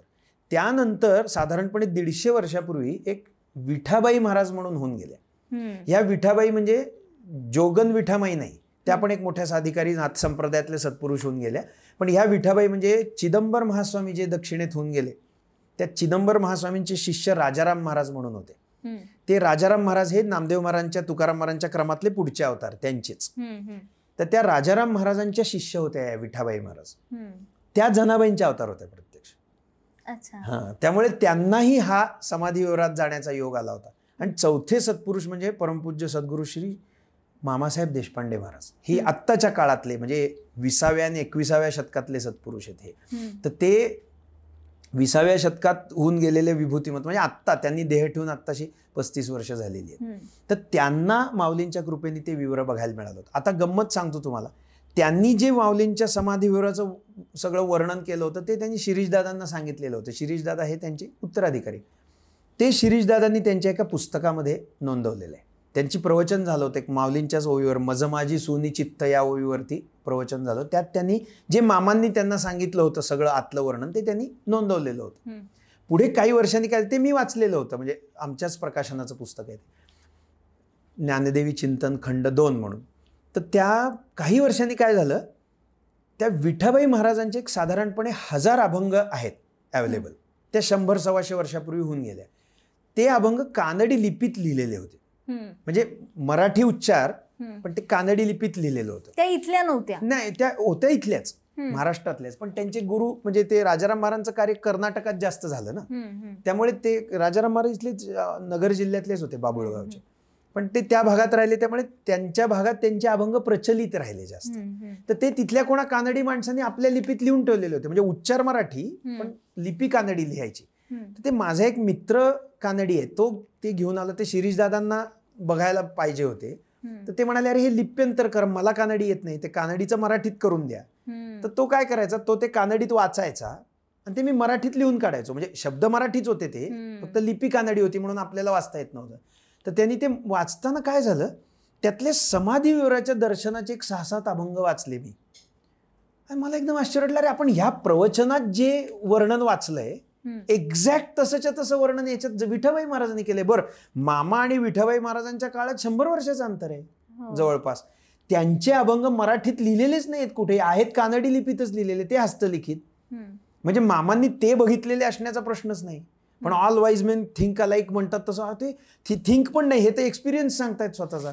खूपच आश्चर्यचकित झालो. मग मी ते शिरीषदादांशी बोललो त्याच्यानंतर की हे असं असं कसं काय झालं. तर म्हणाले, मग त्यांनी सांगितलं की अरे ते विठाबाई महाराज ह्या जनाबाईंच्या अवतार असल्यामुळे त्यांना माऊलींनी ते सगळं दाखवलं होतं. आता हा किती छान पुरावा आहे की 2 साधारणपणे 100 वर्षाच्या अंतरातले सत्पुरुष एकच अनुभव एक्झॅक्ट सारखा सांगतात. त्यांनी वर्णन सारखी करून ठेवलेली आहेत त्याच्यामध्ये. मामांनी जे वर्णन केलंय ते आणि विठाबाई महाराजांचं वर्णन सारखं आहे. हे 4च सत्पुरुष आजपर्यंत त्या समाधी विवरात आत जाऊन ते बघून येऊ शकले. ते सूक्ष्म आहे. आज तिथे खणलं तर तिथे तुम्हाला फक्त विवर दिसेल, दगडाची एक खोली आहे एवढंच दिसेल, बाकी काही दिसणार नाही तिथे. ना माऊली दिसतील ना तिथं काही जाणवेल, कारण ते सूक्ष्म आहे. ती खोली दिसेल फक्त आतली त्याच्या. ते नाथ महाराजांचं पण तसंच झालं. नाथ महाराज जेव्हा खाली गेले तेव्हा त्यांना माऊलींचं ते तेजरूपातलं दर्शन होत होतं सगळं. त्यांना ते दिसत होते, माऊली बोलत होते त्यांच्याशी. त्यांना असं वाटलं की आपण माऊलींना मिठी मारावी. आपण पहिल्यांदा, आणि माऊलींचं रूपच असं अद्भुत आहे की कोणी येईल त्यांना तो कडकडून मिठी मारावी असं नाथ महाराजांना वाटलं. प्रत्यक्षात काय झालं, त्यांनी जेव्हा असं ते विचारलं की मी आपल्याला मिठी मारतो, म्हणले मारू शकणार नाहीस, मला देह नाही आहे म्हणाले, आउटलाईन आहे फक्त, तुला ती दिसते ती तू मला मिठी नाही मारू शकणार म्हणाले. तेव्हा ते नाथ महाराजांच्या लक्षात आलं की अरे आपल्याला दिसतंय तसं नाही आहे प्रत्यक्षात, हे सूक्ष्म. कारण ते जे संजीवन समाधीची जी प्रक्रिया का केली आहे तर त्याच उलट्या क्रमाने त्यांना परत येता येतं ना. ज्यांनी समाधी घेतली, देह त्याग केलाय, त्यांना देह नाही धारण करतायत परत. त्यांचा तो जीव आहे, तो मुक्त झालेला जीव दुसऱ्या देहात परत येऊ शकतो. राजाराम महाराज म्हणून परत आले, ते नामदेव महाराज तुकाराम महाराज म्हणून स्वतंत्र जन्म घेऊन आले. तुकाराम महाराजांनी देह अदृश्य केला आपला, तो वैकुंठ गमन केल्यानंतर पुन्हा राजाराम महाराजांच्या ह्यानी किंवा तुका विप्र म्हणून पंढरपूरला एक सत्पुरुष होऊन गेले, त्यांच्या रूपाने, हे 2 त्यांचेच अवतार आहेत. ते परत वेगळा देह घेऊन आले. माऊलींना तसं नाही करावं लागत. माऊलींना त्यांचाच देह धारण करून परत येता येतं. तसाच त्यांनी नाथ महाराजांना दाखवला, तसाच त्यांनी विठाबाई महाराजांना दाखवला, तसाच मामासाहेब देशपांडे महाराजांना दाखवला. पण तो देह पांचभौतिक नाहीये. नाथ महाराजांना म्हणून ते म्हणाले मिठी नाही मारू शकत. आणि हे मामांनीच वर्णन करून ठेवलंय की हा झाला, असा प्रसंग झाला. ते तेजरूपाने फक्त आउटलाईन दिसते त्यांची त्या देहाची. आणि माऊलींचं जे काय ते जे त्यांनी फक्त त्यांचा तो आकाश तत्वाचा भाग शिल्लक आहे तिथे ठेवलेला आहे त्यांनी समाधीमध्ये. त्या वायूचा जसा गुण नाद आहे तसा आकाशाचा पण गुण नाद आहे. त्यामुळे त्यांचा जो अनुभव येतो माऊलींचा, ज्या ज्या महात्म्यांना माऊलींचं दर्शन झालंय असं म्हणतो आपण, त्यांना ते नादरूपानेच झालंय. म्हणजे ज्या ज्या अधिकारी महात्म्यांना आजपर्यंत माऊलींचा प्रत्यय आला प्रत्यक्ष, तो शब्दांच्या रूपाने चाललेला आहे. म्हणजे माऊलींच्या समाधीवरती डोकं टेकवल्यानंतर प्रणवाचा ध्वनी ऐकू येणं, म्हणजे ओंकाराचा नाद ऐकू येणं, हाच त्यांच्या दर्शनाचा भाग मानला जातो. आपल्यासारखं सामान्यांना जसं आपण जसे एकमेकांना बघतो तसं माऊलींचं दर्शन होत नाही. ज्या ज्या महात्म्यांना माऊलींची दर्शनं झालेली वर्णन आहेत, पण ती माऊलींच्या रूपात झालेली नाहीये. ते रूप वेगळं आहे. त्यांनी ते काहीतरी रूप साकारलं आणि वेगळ्या रूपात दर्शन दिलेले अनेक सत्पुरुष आहेत. अनेक सत्पुरुषांना त्यांची वर्णन आहेत, पण ते माऊलींचं जे वर्णन आहे ना तसं नाहीये ते रूप. पण एक सामान्य प्रश्न असा आहे की संजीवन समाधी माऊलींनी घेतली, त्यामागे काहीतरी सायन्स असेल. हा सायन्स, त्याचा आता एक लक्षात घ्या, सायन्स हा भाग आहे ना, हा खूपच म्हणजे रिलेटिव्ह आहे. प्रत्येक गोष्टीला त्याचं सायन्स असतं. म्हणजे माझ्या त्या एका शास्त्राचं सायन्स दुसऱ्या शास्त्राला लागू नाही होत प्रत्येक ठिकाणी, सगळं लागू होत नाही. काही गोष्टी जसं आपण म्हणतो फिजिक्सचे काही रूल्स आहेत, तसेच केमिस्ट्रीचे काही रूल्स आहेत, तसेच आमच्या बॉटनीचे काहीतरी रूल्स आहेत, तसेच झुलॉजीचे काहीतरी रूल्स आहेत.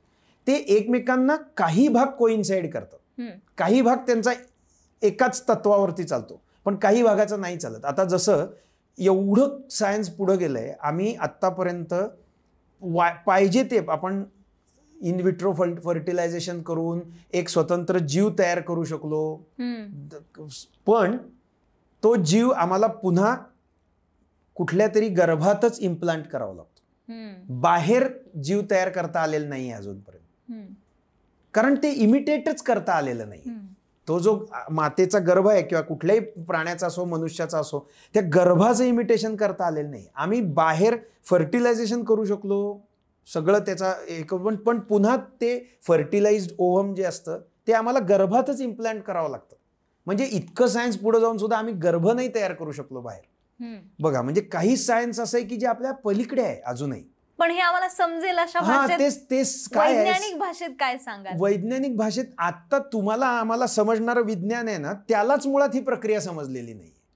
जिथे आम्हाला विज्ञानाच्याच प्रक्रिया समजलेल्या नाहीत अजून तिथे आम्ही विज्ञानाच्या बाहेर जाता. याला काय म्हणतात फिजिक्स आणि स्पिरिच्युअलिटीला फिजिक्सचा म्हणजे सायंटिफिक शब्द आहे मेटाफिजिक्स. मेटाफिजिक्स म्हणजे काय? Which is beyond physics. अरे मग आम्ही शब्दच सांगतो की इट इज मेटाफिजिक्स. फिजिक्स हे मेटाफिजिक्स हे फिजिक्सच्या बियॉन्ड आहे. मग फिजिकल रूल्सनी बियॉन्ड गोष्ट कशी सांगणार? फिजिक्स सायन्सच त्याला परमिशन देत नाही. माझ्या पलीकडे आहे ना ते. त्यामुळे काही गोष्टी तुम्हाला त्याच्या सिस्टीमनी जाऊन आता मामासाहेब देशपांडे महाराजांना नाथ महाराजांना विठाबाई महाराजांना दर्शन झालं ना. म्हणजे कोणी पाहिलंच नाही असं नाही आहे, पाहिलं आहे. त्यांनी काहीतरी प्रोसेस फॉलो केली होती त्याच्यासाठी. त्यांच्यावर तशी माऊलींची कृपा होती. तसं साधन आम्ही केलं. आम्ही त्यांच्यासारखी उपासना केली तपश्चर्या केली तर आम्हाला पण होईल. गुलाबराव महाराजांना झालेलं आहे. आज आपण जे ज्ञानेश्वर महाराजांचा फोटो बघतो ना तो जो एकच म्हणजे गुलाबराव महाराजांना दर्शन झालेलं होतं माऊलींचं ते अंध होते बरं का स्वतः. पण त्यांना झालेलं दर्शन त्यांनी एका चित्रकाराकडनं करून घेतलं जसंच्या तसं. तेच आज ज्ञानेश्वर महाराजांचं चित्र म्हणून प्रचलित आहे सगळीकडे. बाकी जे ज्ञानेश्वर महाराजांचं आहे ते कल्पना चित्र आहे. ते भगवे कपडे घालत होते वगैरे ते घालत नव्हते. ते संन्यासी नव्हते ज्ञानेश्वर महाराज. ते ब्रह्मचारी होते. त्यामुळे ते भगवे कपडे आपल्याला सवय हो महाराज म्हणले किंवा हे म्हणले की भगवे कपडे घालतात म्हणजे महाराज असतात तसं नाहीये. पण ते जे गुलाबराव महाराजांना झालेलं दर्शन आहे त्याचे उपलब्ध आहेत फोटो. ते जे दर्शन आहे ते तसेच ज्ञानेश्वर महाराज दिसत होते कारण तसंच रूप अनेकांनी पाहिलेले. माझे पणजोबा डॉक्टर गोविंद महाराज उपळेकर नावाचे मोठे सत्पुरुष होते. ते फर्स्ट वर्ल्ड वॉरमध्ये सर्जन होते. पहिल्या ह्याच्यात त्यांनी नैरोबीला त्याच्यानंतर रावळपिंडीला पोस्टिंग होतं त्यांचं. आर्मीमध्ये होते रॉयल इंडियन आर्मीमध्ये म्हणजे ब्रिटिश आर्मीमध्ये होते. ते त्या फर्स्ट वर्ल्ड वॉरमध्ये सर्जन होते. त्यांना पण तसं दर्शन झालेलं आहे त्याच रूपात. जे गुलाबराव महाराजांनी काढलेलं चित्र तेच त्यांचं मूळ रूप आहे. तशाच रूपात मामांनाही दर्शन झालेलं आहे. त्याच रूपात शिरीषदादांनाही दर्शन झालेलं आहे. ते मूळ रूप आहे त्यांचं. तर ते दर्शन दिव्यच असतं म्हणजे त्याची आपण कल्पना नाही करू शकत. पण माऊलींनी या व्यतिरिक्त पण सगुण रूपात काही महात्म्यांना दर्शनं दिलेली आहेत पण ती त्या रूपात न दिलेली नाही. ते वेगळ्या नॉर्मल मनुष्य आकृती धारण करून दर्शनं दिलेली आहेत. नंतर त्यांना कळलं की हे ज्ञानेश्वर महाराज होते असं. आळंदीमध्ये जी समाधी आहे माऊलींची ती विशिष्ट चौकोनी आकारातली समाधी आहे. त्यालाही काही कारण आहे? नाही ती पद्धतच आहे. समाधी बांधायची जी शास्त्रीय पद्धत आहे त्याची. त्यात पण एक गोष्ट तुम्ही कधी नीट बघितली तर त्याला 3.5 पायऱ्या आहेत. हो म्हणजे 3 पायऱ्या मोठ्या आहेत आणि सगळ्यात वरची पायरी छोटी आहे. त्याचं कारण असं आहे की ही सामरस्य स्थिती सांगण्याची गोष्ट आहे. हा सगळा संदर्भ परमपूज्य शिरीषदादांनी त्यांच्या एका म्हणून आसनाच्या गाढिका नावाचं पुस्तक आहे त्यात फार छान समजावून सांगितलंय की हे ओंकाराचं प्रतीक आहे. ओंकाराला अ उ म अशा 3 मात्रा आहेत आणि वरती अर्धचंद्र. आपण ओम काढतो त्याच्यात वरती अर्धचंद्र देतो. त्यातलं अ उ म आणि अर्धचंद्र ह्या 3 पूर्ण आणि ती अर्धी अशा 3.5 मात्रा आहेत. त्या समाधीची पण पद्धत तशी आहे. त्याची खालची मात्रा अ, मधली उ, वरची म आणि त्याची जी छोटी पायरी आहे वरची ती अर्धमात्रा आहे त्याची. आणि म्हणूनच असं अनुभव सांगतात की जेव्हा आपण त्याचा अनुभव ते ओंकाराचंच ते प्रतीक आहे. आणि त्याच्या पुढे सगळ्या सत्पुरुषांच्या समाध्या तशीच बांधायची पद्धत आहे. जुन्या म्हणजे आता लोकांना माहीत असतं असं नाही पण जुन्या काळातल्या पिढ्यात ज्या समाध्या आहेत ना त्या सगळ्या 3.5 चरणांच्या आहेत. ती पद्धत आहे की ते सामरस्य स्थितीत गेलेत असं दाखवण्याचं. सामरस्य म्हणजे भगवंतांची एकरूप झालेत. ते एकरूप होण्याची प्रक्रिया म्हणून त्या समाधीचा आकार ओंकाराच्या ह्याच्या. कारण विश्वाची निर्मिती होताना पहिला स्पंद ओंकाराचा झालेला आहे भगवंतांच्या ठिकाणी. त्यामुळे त्याच्याशी एकरूप झालेले आहेत ते भगवंतांची परब्रह्माशी हे दाखवण्यासाठी ती पद्धत आहे. त्यामुळे माऊलींची समाधी पण तशी आहे. अजून एक गंमत मामा सांगायचे की जी आत्ता जिथे समाधी आहे ना आपली चौकोनी जे समाधीशिला म्हणतात त्याला, त्या समाधीशिलेच्या एक्झॅक्ट खाली ज्ञानेश्वर महाराज बसलेले नाहीये. मग ते थोडे मागे बसलेले आणि मग त्याच्यावरती ती अशी केलेली आहे म्हणजे जिथे समाधी आहे आत्ता चौकोनी आणि मागे पांडुरंग रुक्मिणींच्या मूर्ती आहेत, त्याच्या तिथे मध्ये खाली ते बसलेले एक्झॅक्ट त्याच्या, म्हणजे कोणी समजा खणत गेलं ते काढून तर तिथे नाही पोचणार, अलीकडे पोचेल, त्या गुहेच्या बाजूला पोचेल, असं मुद्दामून केलं असावं तसं ते, पण त्याचं प्रतीक आहे ते. आणि अजूनही असा अनुभव आहे की ती समाधी त्या माऊलींच्या त्या सूक्ष्म समाधी विवराला जोडलेली असल्यामुळे ती पण तशीच आहे, म्हणजे तिच्याही ठिकाणी ते सामर्थ्य आहे माऊलींचं. तो अनुभव, ती समाधीची जी शिला आहे ती सत्पुरुषांना त्या समाधी शिलेच्या ठिकाणी माऊलींचं दर्शन झालेलं आहे. पण हे टेक्निकल भाग असा आहे की त्याच्या एक्झॅक्ट खाली ते बसलेले नाहीत, थोडे मागे बसले. मामांनी ते दर्शन झाल्यानंतर सांगून ठेवलं. आणि म्हणूनच असं म्हणतात का की माऊलींची समाधी ही बोलकी आहे? बोलकी आहे म्हणजे नादानी तिची प्रचिती येते. पूर्वीच्या सत्पुरुषांनी बोलकी म्हणजे आपल्यासारखी बोलत नाही ती, पण तिची जी प्रचिती येते ती नाद रूपानी प्रचिती येते त्या समाधीची, त्यांच्या स्थितीची प्रचिती येते, म्हणून ती संजीवन समाधी बोलकी आहे असं म्हणलं जातं. तर त्याचा अनुभव आलेला आहे. आता गुलाबराव महाराजांनी काही ज्ञानेश्वरीच्या ओव्या सांगितलेल्या आहेत की ज्या आजच्या कुठल्याही ज्ञानेश्वरीच्या प्रतीत नाही आहेत, म्हणजे हस्तलिखितांमध्ये नाही आहेत, कुठल्याही याच्यात नाही. ते महाराज म्हणायचे की ह्या मी ऐकलेल्या आहेत, ह्या माऊलींच्या तोंडून मी ऐकलेल्या आहेत. वारकरी संप्रदायात आणि नाथ संप्रदायात पण असे सत्पुरुष होऊन गेले की ज्यांनी ज्ञानेश्वर महाराजांच्या आवाजात माऊलींच्या ओव्या ऐकलेल्या आहेत, ज्या आजच्या कुठल्याही प्रतीत सापडत नाही. ही जी समाधी आहे, समाधी शिळा आपण ज्याला म्हणतो, त्याच्यावरती अभिषेक बंदी आता लागू झाली, म्हणजे तो निर्णय का घेतला? त्याचं कारण काय आहे, ती समाधी शिला आहे ती दगड आहे ना एक. अभिषेकामध्ये दही किंवा असे जे प्रकार आपण वापरतो त्यांच्या केमिकल रिॲक्शन्स होतात त्याच्यावर. अच्छा, म्हणून ते नंतर वज्रलेप करावा लागतो ना. ज्या ठिकाणी आता बघतो आपण अनेक मूर्तींना वज्रलेप केलेले आहेत. नंतर का वज्रलेप करावा लागला, तर ती झिजली. पंचभौतिक आहे ना ती गोष्ट, कधी ना कधीतरी झिजणार. तसं समाधीच्या बाबतीत होऊ नये म्हणून त्याच्यावरचे अभिषेक बंद केलेत, अनेक ठिकाणी बंद केलेत. पंढरपूरला सुद्धा एकच पूजा होते, पुढच्या पूजा होतात तेव्हा ते चांदीचे पाय देवांच्या पायाला लावतात आणि त्या चांदीच्या पायांवर पूजा करतात. असं करायलाच पाहिजे, मूर्ती टिकणार नाही ना, नाहीतर. बरोबर आहे, ती दगडाची आहे शेवटी. बरोबर आहे. माऊलींनी समाधी घेतल्यानंतर त्यांच्या चारही भावंड समाधीस्थ झालेत, लगेच एका वर्षात झाले. मुक्ताबाईंनी तर आकाश समाधी घेतली असं म्हणतात. मुक्ताबाई अदृश्य झाल्या. त्या वीज चमक असं वर्णन नामदेव महाराज करतात की कडाडली वीज निरंजनी जेव्हा मुक्ताबाई तेव्हा गुप्त झाली, असं वर्णन आहे. म्हणजे मुक्ताबाईंचा देह पण नाही सापडला, अदृश्य झाले त्यांची. आता हे नामदेव महाराज त्याचे साक्षीदार आहेत ना, समोर होते ते म्हणतात की एकदम त्यावेळी वैशाख शुद्ध दशमीला, वैशाख वद्य दशमीला झालेला प्रसंग आहे. हा काळ साधारणपणे आपला वळवाच्या पावसाचा काळ असतो. वैशाख वद्य दशमी म्हणजे मे महिन्याचा एंड असं धरा. वळवाचा पाऊस असतो, तो कडाडून विजा चमकून पडतो. तसंच ते भरून आलं. तापी तीरावरती मेहुण नावाचं गाव आहे, ज्याला मुक्ताई नगर म्हणतात आता. तिथे तापी नदीच्या तीरावरती असताना सगळे एकदम भरून आलं आकाश, कडकडून वीज चमकली आणि जशी ती वीज चमकली तशा या इकडे अदृश्य झाली. त्यांच्याबद्दल असं वर्णन करतं की त्या होत्याच विजेसारख्या लखलखीत विभूतिमत्व होतं, ते विजेचंच अदृश्य झालं असं त्यांचं वर्णन केलं. ती आकाश समाधी नाही म्हणतायत त्याला, अशा प्रकारचं काही हे नाहीये, त्या अदृश्य झाल्या. आणि निवृत्तीनाथ महाराज आणि सोपानदेव महाराजांनी पण माऊलींच्या सारखीच समाधी घेतलेली आहे. त्यांची पण ती काय म्हणजे पूर्वीची स्थळं होती. सासवडला सोपानदेव महाराजांची समाधी आहे, त्र्यंबकेश्वरांचं जे मंदिर आहे आपलं ज्योतिर्लिंग, त्याच्या मागच्या बाजूला निवृत्तीनाथ महाराजांचं मंदिर आहे. पण याही दोघांनी घेतलेली समाधी संजीवन समाधी नाही, आपण म्हणतो तसं. तो मान माऊलींचा आहे. त्यांना दोघांनाही घेताच येत होते. जर माऊलींना घेता येत होती त्यांच्या गुरूंना नाही का घेता येणार? त्यांच्याचकडनं ते शिकलेत ना सगळं. माऊलींनी समाधी घेतल्यानंतर मग या भावंडांनी लागलीच समाधी घेण्याचं कारण? त्याचं कारण असं आहे की ह्या सगळ्या महात्म्यांचं जे कार्य असतं ना, ते जेवढं कार्य घेऊन आलेले असतात करायला तेवढंच असतं. मगाशी जो संदर्भ मी सांगितले, यांचे जन्म स्वतंत्र आहेत, आपल्याला आपल्या हातात नाहीये, ते त्यांच्या हातात घेऊन आले. काम झाल्यानंतर थांबून काय करायचं? जे करायचं होतं तेवढं सगळं केलेलं आहे. त्यामुळे त्या सगळ्यांनी, आणि ह्यात सुद्धा एक गंमत आहे, हे मामासाहेब देशपांडे महाराजांनी माऊलींचं एक सुंदर ओवीबद्ध चरित्र लिहिलेलं आहे.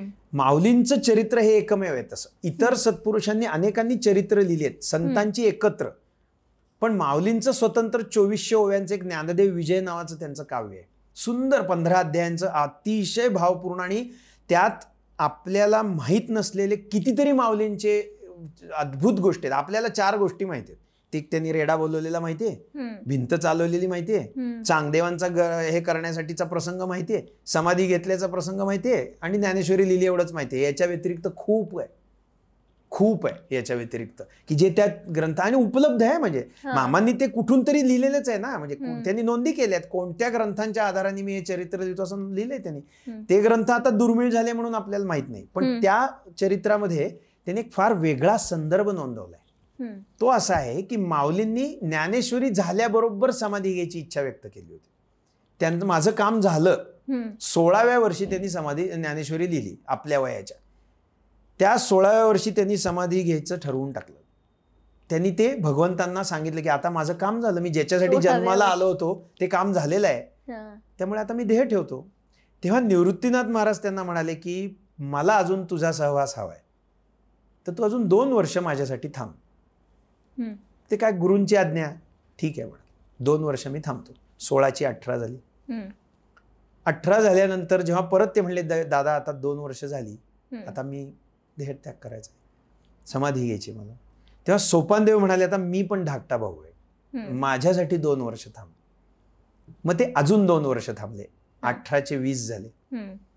मग जेव्हा परत तिथे ठरलं की आता समाधी घ्यायची वेळ, 2 वर्ष झाली, तेव्हा मुक्ताबाई म्हणाल्या माझा पण अधिकार आहे, मी तर सगळ्यात धाकटी बहीण आहे, माझ्यासाठी अजून 2 वर्ष थांब. म्हणून मग त्यांनी 21 वर्ष 5 महिने आणि 3 दिवसांनी समाधी घेतली. 21 वर्ष 3 महिने आणि 5 दिवसांनी त्यांचं तेवढं टोटल आयुष्य त्यांचं एवढं आहे माऊलींचं. ते हे वाढलेलं आहे ना, हे त्याच्यासाठी आहे. नाही तर त्यांनी 16व्या वर्षीच सांगून टाकलं होतं कृतकृत्य झालो, हे अवघे तुमचे केले धर्मकीर्तन सिद्धी गेले, आता माझे जी उरले पायीकपण, असं ज्ञानेश्वरीच्या शेवटी एक ओवी आहे त्यांची. माझं झालं काम आता, ज्याच्यासाठी मी आलो होतो ते मागं थांबणाऱ्यातले नव्हे. ते जे गिव्हन, ते चोजन वन असतात आणि ते गिव्हन टास्क फॉलो करतात. जेवढं झालं तेवढं झालं, आता चला. पण त्यांनी ती प्रगल्भता त्यांच्या अंतःकरणात त्यावेळेपासून होती. मग त्याचा फायदा झालाच, कारण हे महात्मे आहेत. मधल्या काळात त्यांचे अजून ग्रंथ रचले गेले, अजून लीला झाल्या, अजून प्रसंग घडले त्यांचे, जे आज आपण पाहतो. म्हणजे मधली जी 6 वर्ष वाढली या तिघांसाठी, त्याच्यात बऱ्याच गोष्टी झालेल्या आहेत. अमृतानुभवाची निर्मिती झाली, त्यांची तीर्थयात्रा झाली, असं ते सगळे प्रसंग आहेत. ते सुद्धा फार सुंदर वर्णन आहेत. त्या नामदेव महाराजांचं एक आपल्यावरचे फार मोठे हे उपकार आहेत की त्यांनी हे सगळं नोंदवून ठेवलं. नाही तर कसं मिळालं असतं आपल्याला पुरावा दाखवायला लागतो ना प्रत्येक ठिकाणी. त्यांनी देऊन ठेवला तो की हे घ्या, हे मी जे बघितलं ते वर्णन करून ठेवतो. आणि त्याला खूप महत्व आहे. इतर संतांनी नंतर पण खूप माऊलींच्या वरती लिहिलेलं आहे, पण त्याला काळाच आहे. मग ते काहीतरी ऐक्यू पण लिहिलेलं असू शकतं. बरोबर, खरंच असेल, त्यांना तसं दिसलं पण असेल, त्यांच्या सामर्थ्याने त्यांनी तो प्रसंग पाहिला पण असेल, शक्य आहे. पण नामदेव महाराज समोर बघितलेलं लिहित आहेत. त्यांची ती संजीवन समाधी म्हणून आपल्याला समक्ष बघायला मिळालेली आहे. त्यांचं ऋणच म्हणावं, ऋण आहे खूप मोठं. आणि त्यांचंच असं नाही, पुढे मी आता माझ्याच म्हणजे मी ज्यांच्या परंपरेत आहे अशा महात्म्यांचं म्हणून नाही, पण मामांचं जास्त मोठं ऋण आहे. कारण त्यांनी ते सगळं विवरण करून, नामदेव महाराजांनी नोंद केली आहे फक्त, संजीवन समाधीची प्रक्रिया त्यांनी कुठेही सांगितलेली नाहीये. त्यातल्या त्यात थोडं आपल्याला कळू शकेल असं एक्सप्लेनेशन मामासाहेब देशपांडे महाराजांनी केलेलं. हे त्यांचेही उपकार आहेत आपल्यावर. नाही तर कळलंच नसतं. इतकं सूक्ष्म आहे ते सगळं की आपण आपल्या लेवलनी नाही समजून घेऊ शकत. म्हणजे आपल्यासाठी जर बघितलं ना, तर पहिलीतल्या मुलांनी PhDच्या थिसिसचा अभ्यास करावा तसा येते. तेही खूप म्हणजे साधं उदाहरण होईल, त्याच्याही पेक्षा कठीण गोष्ट, काहीच कळणार नाही. बरोबर आहे. 750 वर्ष झाली माऊलींनी समाधी घेतली, आणि माऊलींची समाधी म्हणली की हा विषय चर्चेत येतो तो म्हणजे 72 सालचा संदर्भ, की 1972 साली माऊलींची समाधी उघडण्याचा प्रयत्न केला होता का, आणि केला होता तर तशा बऱ्याच रंगवून स्टोऱ्या आणि कथा सांगितल्या जातात, पण खरंच तसं घडलं होतं का, काय घटना घडली होती? रंगवून सांगितल्या जातात हेच त्यातलं खरं आहे. कारण असा प्रयत्न कोणीतरी बोललं नक्की असेल. आपल्याकडे काय फ्रीडम ऑफ स्पीच आहे ना, कोणी काही बोलू शकतं, त्याला काही प्रश्न नाही. आणि काही संदर्भ न बघता बोलणं हा आपला सगळ्यांचा सामान्य माणसांचा स्वभाव आहे. आता तर सोशल मीडियामुळे ते खूपच वाढले, पण तसंच त्यावेळी झालेलं होतं, अशा नोंदी आहेत. पण जी माहिती तुम्हाला सहज सर्च केलं आणि इंटरनेटवर वगैरे मिळते ना, ती बरीचशी संदिग्ध वाटते. म्हणजे एका जागी असंही, म्हणजे बऱ्याच जागी असा संदर्भ सांगितला जातो की 72 साली अन्नीसचे काही लोक आले आळंदीत आणि त्यांनी समाधी उघडण्याचा प्रयत्न केला. खरं तर अन्नीस नव्हती तेव्हा. तेच तर आहे. म्हणजे असं आहे, त्यांना म्हणायचं असं की हे सगळे संदर्भ जे उपलब्ध आहेत ना सोशल मीडियात, ते तितकेसे खरे नाही. आता त्याच तुम्ही पाहाल, त्याच्यामध्ये मामासाहेब दांडेकर महाराजांचा पण उल्लेख आहे. मामासाहेबांनी 68 साली देह ठेवला, आणि ही घटना 72ची आहे. त्यांनी कसं काय कळवलं त्यावेळेला करा म्हणून? आता ह्या त्यामुळे ब्लॉग लिहिलेत. हा ब्लॉग लिहिलेत, त्याच्यावर खूप सापडेल तुम्हाला. ते सगळे उचलेगिरीच आहेत. म्हणजे कुणाचं तरी पहिल्यानीच खोटं लिहिलं काहीतरी, त्याच्या पुढच्यानी आपल्या गोष्टी ऍड करत लिहिलेलं आहे. पण अशा प्रकारची नोंद आहे. आम्हाला उघडून बघायचंय माऊलींचं समाधीवर असं कुणी कुणी म्हटलेलं आहे पूर्वीच्या काळामध्ये. त्याचंच कुठेतरी जोडलेलं आहे. पण त्याला मी मगाशी सांगितलं तसं, जर समजा खरंच उघडलं ना तर फक्त समाधी विवर दिसेल, बाकी काहीच काही दिसणार नाही. ती गुहा दिसेल, हा तेवढंच, आणि त्यातला आतला चौथरा दिसेल, बाकी काही दिसणार नाही. बाकी यातलं जे सगळं वर्णन आहे हे सगळं वर्णन सूक्ष्म स्तरावरच आहे. त्याची दृष्टीच त्याला असावी लागेल, त्याच्यासाठी माऊलींची कृपाच असावी लागेल. पण 72 सालीच काही वैज्ञानिक प्रयोग झाले होते, असंही पण म्हटलं जातं. ती एनर्जी तिथे त्याची जाणीव आपल्याला पण होते. बाकी कुठल्याही व्हायब्रेशन्सची ॲपरेटस वापरायची सुद्धा गरज नाही. तुम्ही आज आळंदीला जा आणि माऊलींच्या समाधीसमोर उभे राहा, जाणवतं ना त्यांचं चैतन्य. वारी बघा, एवढी हजारो लाखो लोक कोणत्या ओढीने जातात, माऊलींचंच चैतन्य आहे ना ते, माऊलींचंच प्रेम आहे ना ते. हे व्हायब्रेशन आपल्याला नाही का जाणवत? कशाला मीटर पाहिजे त्याला? तुम्हीच तुमच्या कोणीही असू दे, त्यांनी माऊलींच्या समाधीसमोर जाऊन उभा राहा फक्त. कितीही नास्तिक असू दे, काही असू दे, त्यांच्या परमशांतीचा एक कणभराचा तरी स्पर्श त्याच्या चित्ताला होतो की नाही बघा. लाखो लोक ही गोष्ट सांगतील, अनुभव घेतलेले सांगतील, कारण ते तिथे आहेत प्रत्यक्ष. अनेक सत्पुरुषांची तशी अनुभूती आहे आणि आम्ही त्यांच्यावर विश्वास ठेवतो. सत्पुरुष सांगतायत खरं, माझा अनुभव आहे, माझा दुसऱ्याच्या अनुभवावर विश्वास आहे. आपण किती, आता मला सांगा, आपल्याला किती लोकांना आतापर्यंत शॉक बसलाय? फार थोड्या लोकांना बसला. तरी पण आपल्याला कळतं ना वीज येई म्हणून. म्हणजे दुसऱ्याच्या अनुभवावर तुम्ही विश्वास ठेवता ना, का प्रत्येकाने लय बटनात बोट घालून बघितलेलं आहे, प्लग मध्ये नाही बघितलेलं, पण तरी आमचा विश्वास आहे, कारण कुणाला तरी बसलेला आम्ही बघितलंय. तसा आमचा सत्पुरुषांवर विश्वास आहे. त्यांनी माऊलींना पाहिलेलं आहे, ते सांगतात इथं माऊली आहेत, याचा अर्थ माऊली आहेत. त्यांची अनुभूती आम्ही घेतो. आज तुम्ही वारी जाऊन बघा, केवळ माऊलींच्या एका प्रेमाखातर वाटेल ते सहन करत लोक जातात. कसे जात असतील? तुम्ही बोलवून बघा बरं, एक कार्यक्रम जेवायला खायला द्या, 10 दिवस जेवायला खायला देतो, या इथं राहा बरं, उन्हात तानात राहा, मग कोण येईल? नाही येणार. तुम्ही सुद्धा नाही जाणार, ठरवणारा माणूस, ऑर्गनायझर सुद्धा जाणार नाही ते करायला. पण इथे लोक येतात ना, जगभरात न येतात. काय येतात? हे त्यांच्या प्रेमाचं व्हायब्रेशन नाही का? प्रत्येक व्हायब्रेशन मीटरनीच कशाला दाखवायला पाहिजे? हे दिसतंय ना व्हायब्रेशन. आज तुम्ही ही वारी केली, पायी वारी बरीच वर्ष, मी 11 वर्ष माऊलींबरोबर वारी केलेली. अच्छा, आता नाही पण पूर्वी केलेली आहे. अच्छा, काय तुम्हाला असे व्हायब्रेशन्स जाणवले, काही अनुभव आले वारीमध्ये? हो, वारीत खूप असे अनुभव येतात. मी माझे पण अनुभव हे केलेत, लोकांचे पण अनुभव बघितलेले आहेत. फार अद्भुत अनुभव वारीच्या वेळेला येतात. काही जरी नाही आलं तरी मी तुम्हाला एक छोटासा हे सांगतो. ज्ञानेश्वर महाराजांची पालखी जेव्हा अशी जात असते ना, बाजूला त्यांच्या दर्शनाला उभा राहणाऱ्या लोकांच्या डोळ्यातनं अविरत अश्रू वाहत असतात. कितीतरी, म्हणजे 1000 लोक उभी असतील, त्या हजारांमधले 100 तरी लोकांच्या डोळ्यातनं पाणी येताना तुम्हाला दिसेल. काय येत असेल? हा अनुभव नाही? केवढा त्यांच्या प्रेमाचा अनुभव आहे हा. मी तुम्हाला एक माझा प्रसंग सांगतो बघितलेला. वेळापूरला ज्ञानेश्वर महाराजांची जी पालखी असते ती धावा आहे. तिथे तुकाराम महाराजांना पांडुरंगांचं दर्शन झालं होतं आणि ते धावत सुटले, अशी आख्यायिका आहे किंवा प्रसंग आहे त्यावेळच्या लोकांनी सांगितलेला. त्यामुळे तिथे अजूनही धावा असा एक उतार आहे, त्याला धावा म्हणतात. त्या धाव्यावरनं तुका म्हणे धावा आहे पंढरी विसावा असा अभंग म्हणत सगळे धावत सुटतात. तिथे ज्ञानेश्वर महाराजांची पालखी पण धावत सुटते. मी 80-80 वर्षाची म्हातारी सुद्धा धावताना बघितले. खरंच धावतात. आमचा दवाखाना असायचा वारीत, तो शेजारीच असायचा. मुद्दाम म्हणून कोण पडलं विडलं तर त्याला औषधोपचार करायला लागेल, ड्रेसिंग करावं लागेल, असं त्या धाव्यावरनं पळत जातात माऊली. मग तिथे खाली एक त्यांचा ओटा आहे, त्या ओट्यावर पालखी ठेवतात. तिथे भारूड होतं त्यांच्या समोर, भारुडाची सेवा असते. ते झालं की तिथून खांद्यावर ज्ञानेश्वर महाराजांची पालखी गावात जाते. वेळापूरमध्ये रथातनं जात नाही, परत तिथनं एकदा खांद्यावरून जाते. तेवढं अंतर बऱ्याच ठिकाणी असं जातं, पण तिथे जाते. तिथे एकदा मी खांद्याला उभा होतो ज्ञानेश्वर महाराज, म्हणजे मी खांदा देत होतो माऊलींच्या पालखीला. तर मी बघितलेला प्रसंग आहे हा. एक तरुण मुलगी, अशी साधारणपणे एक 20-22 वर्षाची मुलगी असेल, ती खांद्यावरनं जेव्हा पालखी जाते ना, आत्तासारखी गर्दी नव्हती तेव्हा, जरा चांगलं होतं. म्हणजे आता खूपच हे सोशल मीडियामुळे आलेली गर्दी आहे, ती बघायला आलेली. वारकरी आहेत तेवढेच आहेत, बघ्यांची गर्दी वाढली. तर त्यावेळेला ते असं काय करतात, लोक असे बाजूनी, गावातली लोक खांद्या द्यायला येतात तिथून, कारण साधारणपणे 1-1.5 किलोमीटर पालखी खांद्यावर जाते. तर ते असं बाजूने असं उभे राहतात हात धरून, की पालखीवर लोक पडू नयेत म्हणून. मग एखाद दुसऱ्या माणसाला त्यातनं मधनं जाऊन सोडतात दर्शन घ्यायला. खांद्यावर पालखी असल्यामुळे हात लावून दर्शन घेता येतं लवकर, रथात कसं लांब पडतं. मी वेळापूरला तिथे मी माझ्या डोळ्यांनी बघितलेला हा प्रसंग आहे. एकदा मी खांद्याला होतो, पहिल्याच नंबरला होतो मागच्या बाजूला, त्यामुळे मला दिसत होतं नीट. एक मुलगी माऊलींच्या दर्शनाला आली धावत, असं त्या धरलेल्या याच्यातनं नाही येतात, धरलेला इकडे तिकडे बघत त्याच्यामधनं घुसली ती पटकन हाताच्या. आणि ती जशी माऊलींच्या पालखीजवळ आली ना, तसं तिला ते इतकं भरून आलं आणि ती त्या पालखीच्या म्हणजे तिचा पादुकांपर्यंत पण हात नाही पोचला आणि ती चक्कर येऊन पडली तिथं. तर हा जो चक्कर येणे हा की ही काही नॉर्मल चक्कर नाहीये, ह्याला अष्टसात्विकाचा आविर्भाव म्हणतात.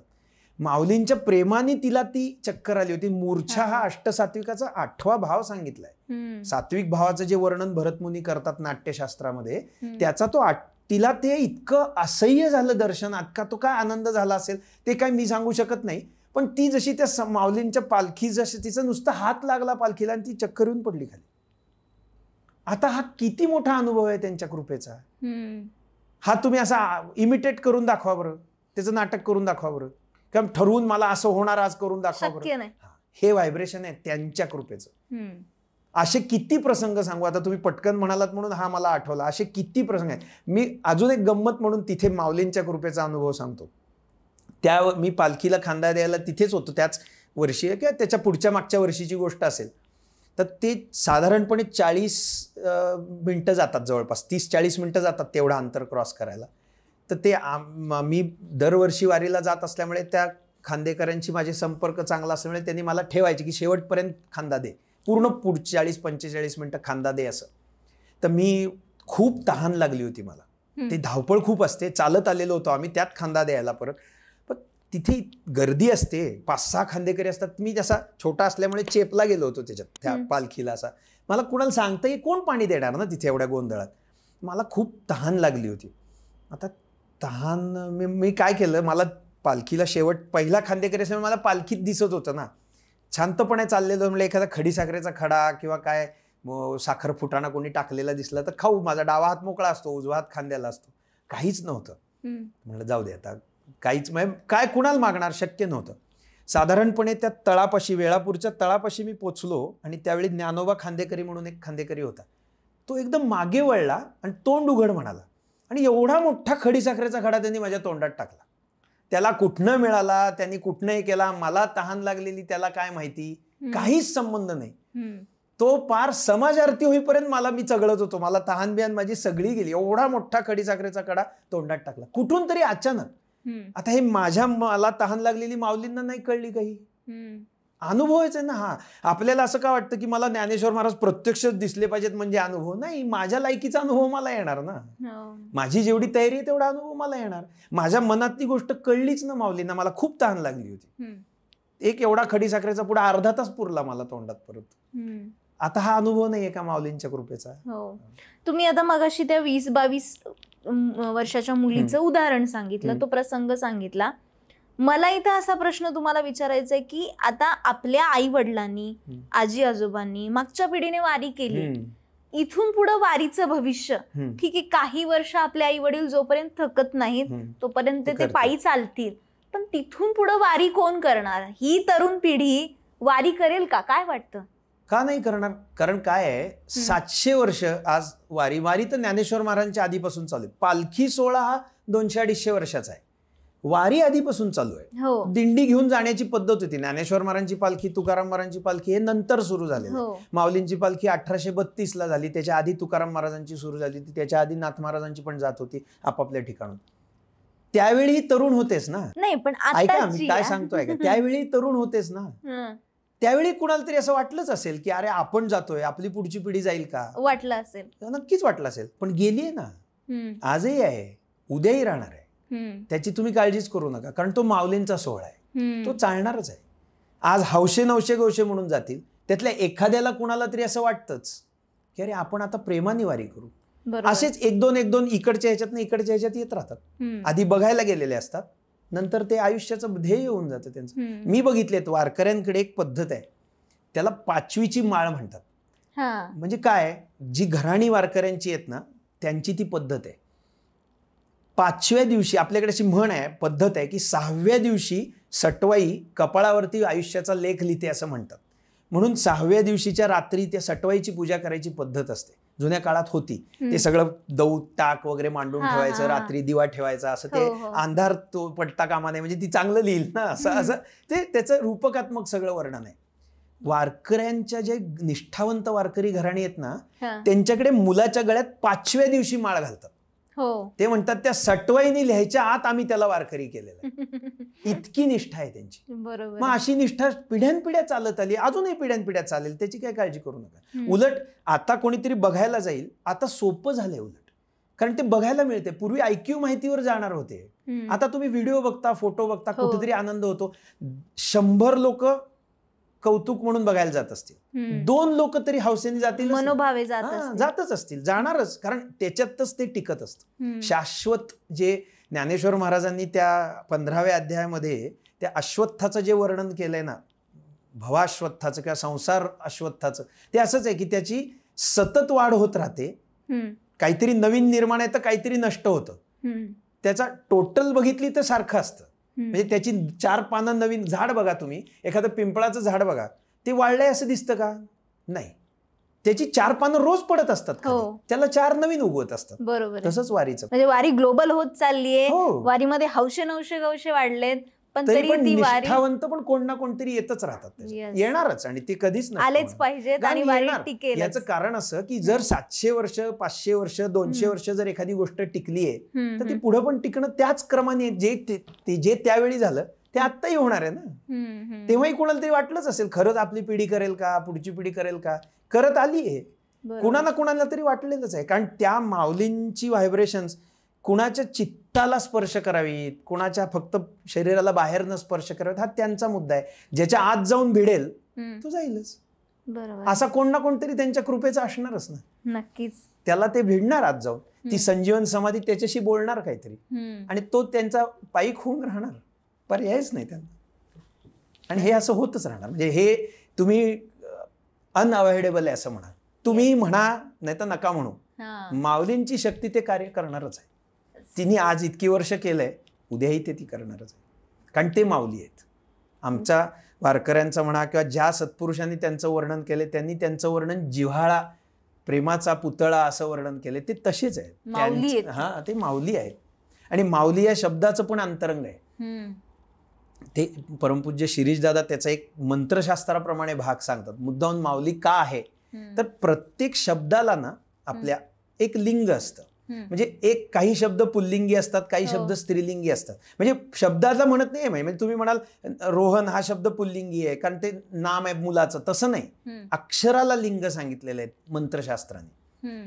तसं आ हे अक्षर आहेत ना, ही पुल्लिंगी आहेत, आणि उ आणि ई ही अक्षर स्त्रीलिंगी आहेत त्यातली. तर माऊली हा शब्द आईपेक्षा का वेगळा आहे, तर आई या शब्दामध्ये एक आकार आहे आणि एक इकार आहे. म्हणजे 50-50% आहे तिथे. पुल्लिंग शब्द 50% आहे, स्त्रीलिंगी शब्द 50% आहे. माऊली या शब्दामध्ये मा हा एकच आकार आहे आणि उ आणि ई हे 2 इकार आहेत, म्हणजे स्त्रीलिंगी शब्द आहेत. त्या माऊली शब्दामध्ये आईपेक्षा जास्त मातृत्वाचा डोस आहे. त्यामुळे ते माऊली आहेत. ते हा त्याचा मंत्रशास्त्राने पण येणारा भाग आहे. त्यात माऊलीपणामध्ये जास्त आईचं हृदय आहे, आई या शब्दापेक्षा सुद्धा. आणि ते सगळ्या वारकऱ्यांनी अनुभवलेलं आहे, आज अनुभवलंय, जगाच्या अंतापर्यंत अनुभवणार आहे. कारण माऊली संजीवन समाधीस्थ आहेत, ते गेलेले नाही आहेत. त्यांची संजीवन समाधी काय आहे, ती याच्यासाठी संजीवन समाधी. संजीवन समाधी काय आहे हे तुम्हाला ही सगळी चर्चा आणि सरांनी सांगितलेले जे काही संदर्भ आहेत ते ऐकून नक्कीच लक्षात आलं असेल.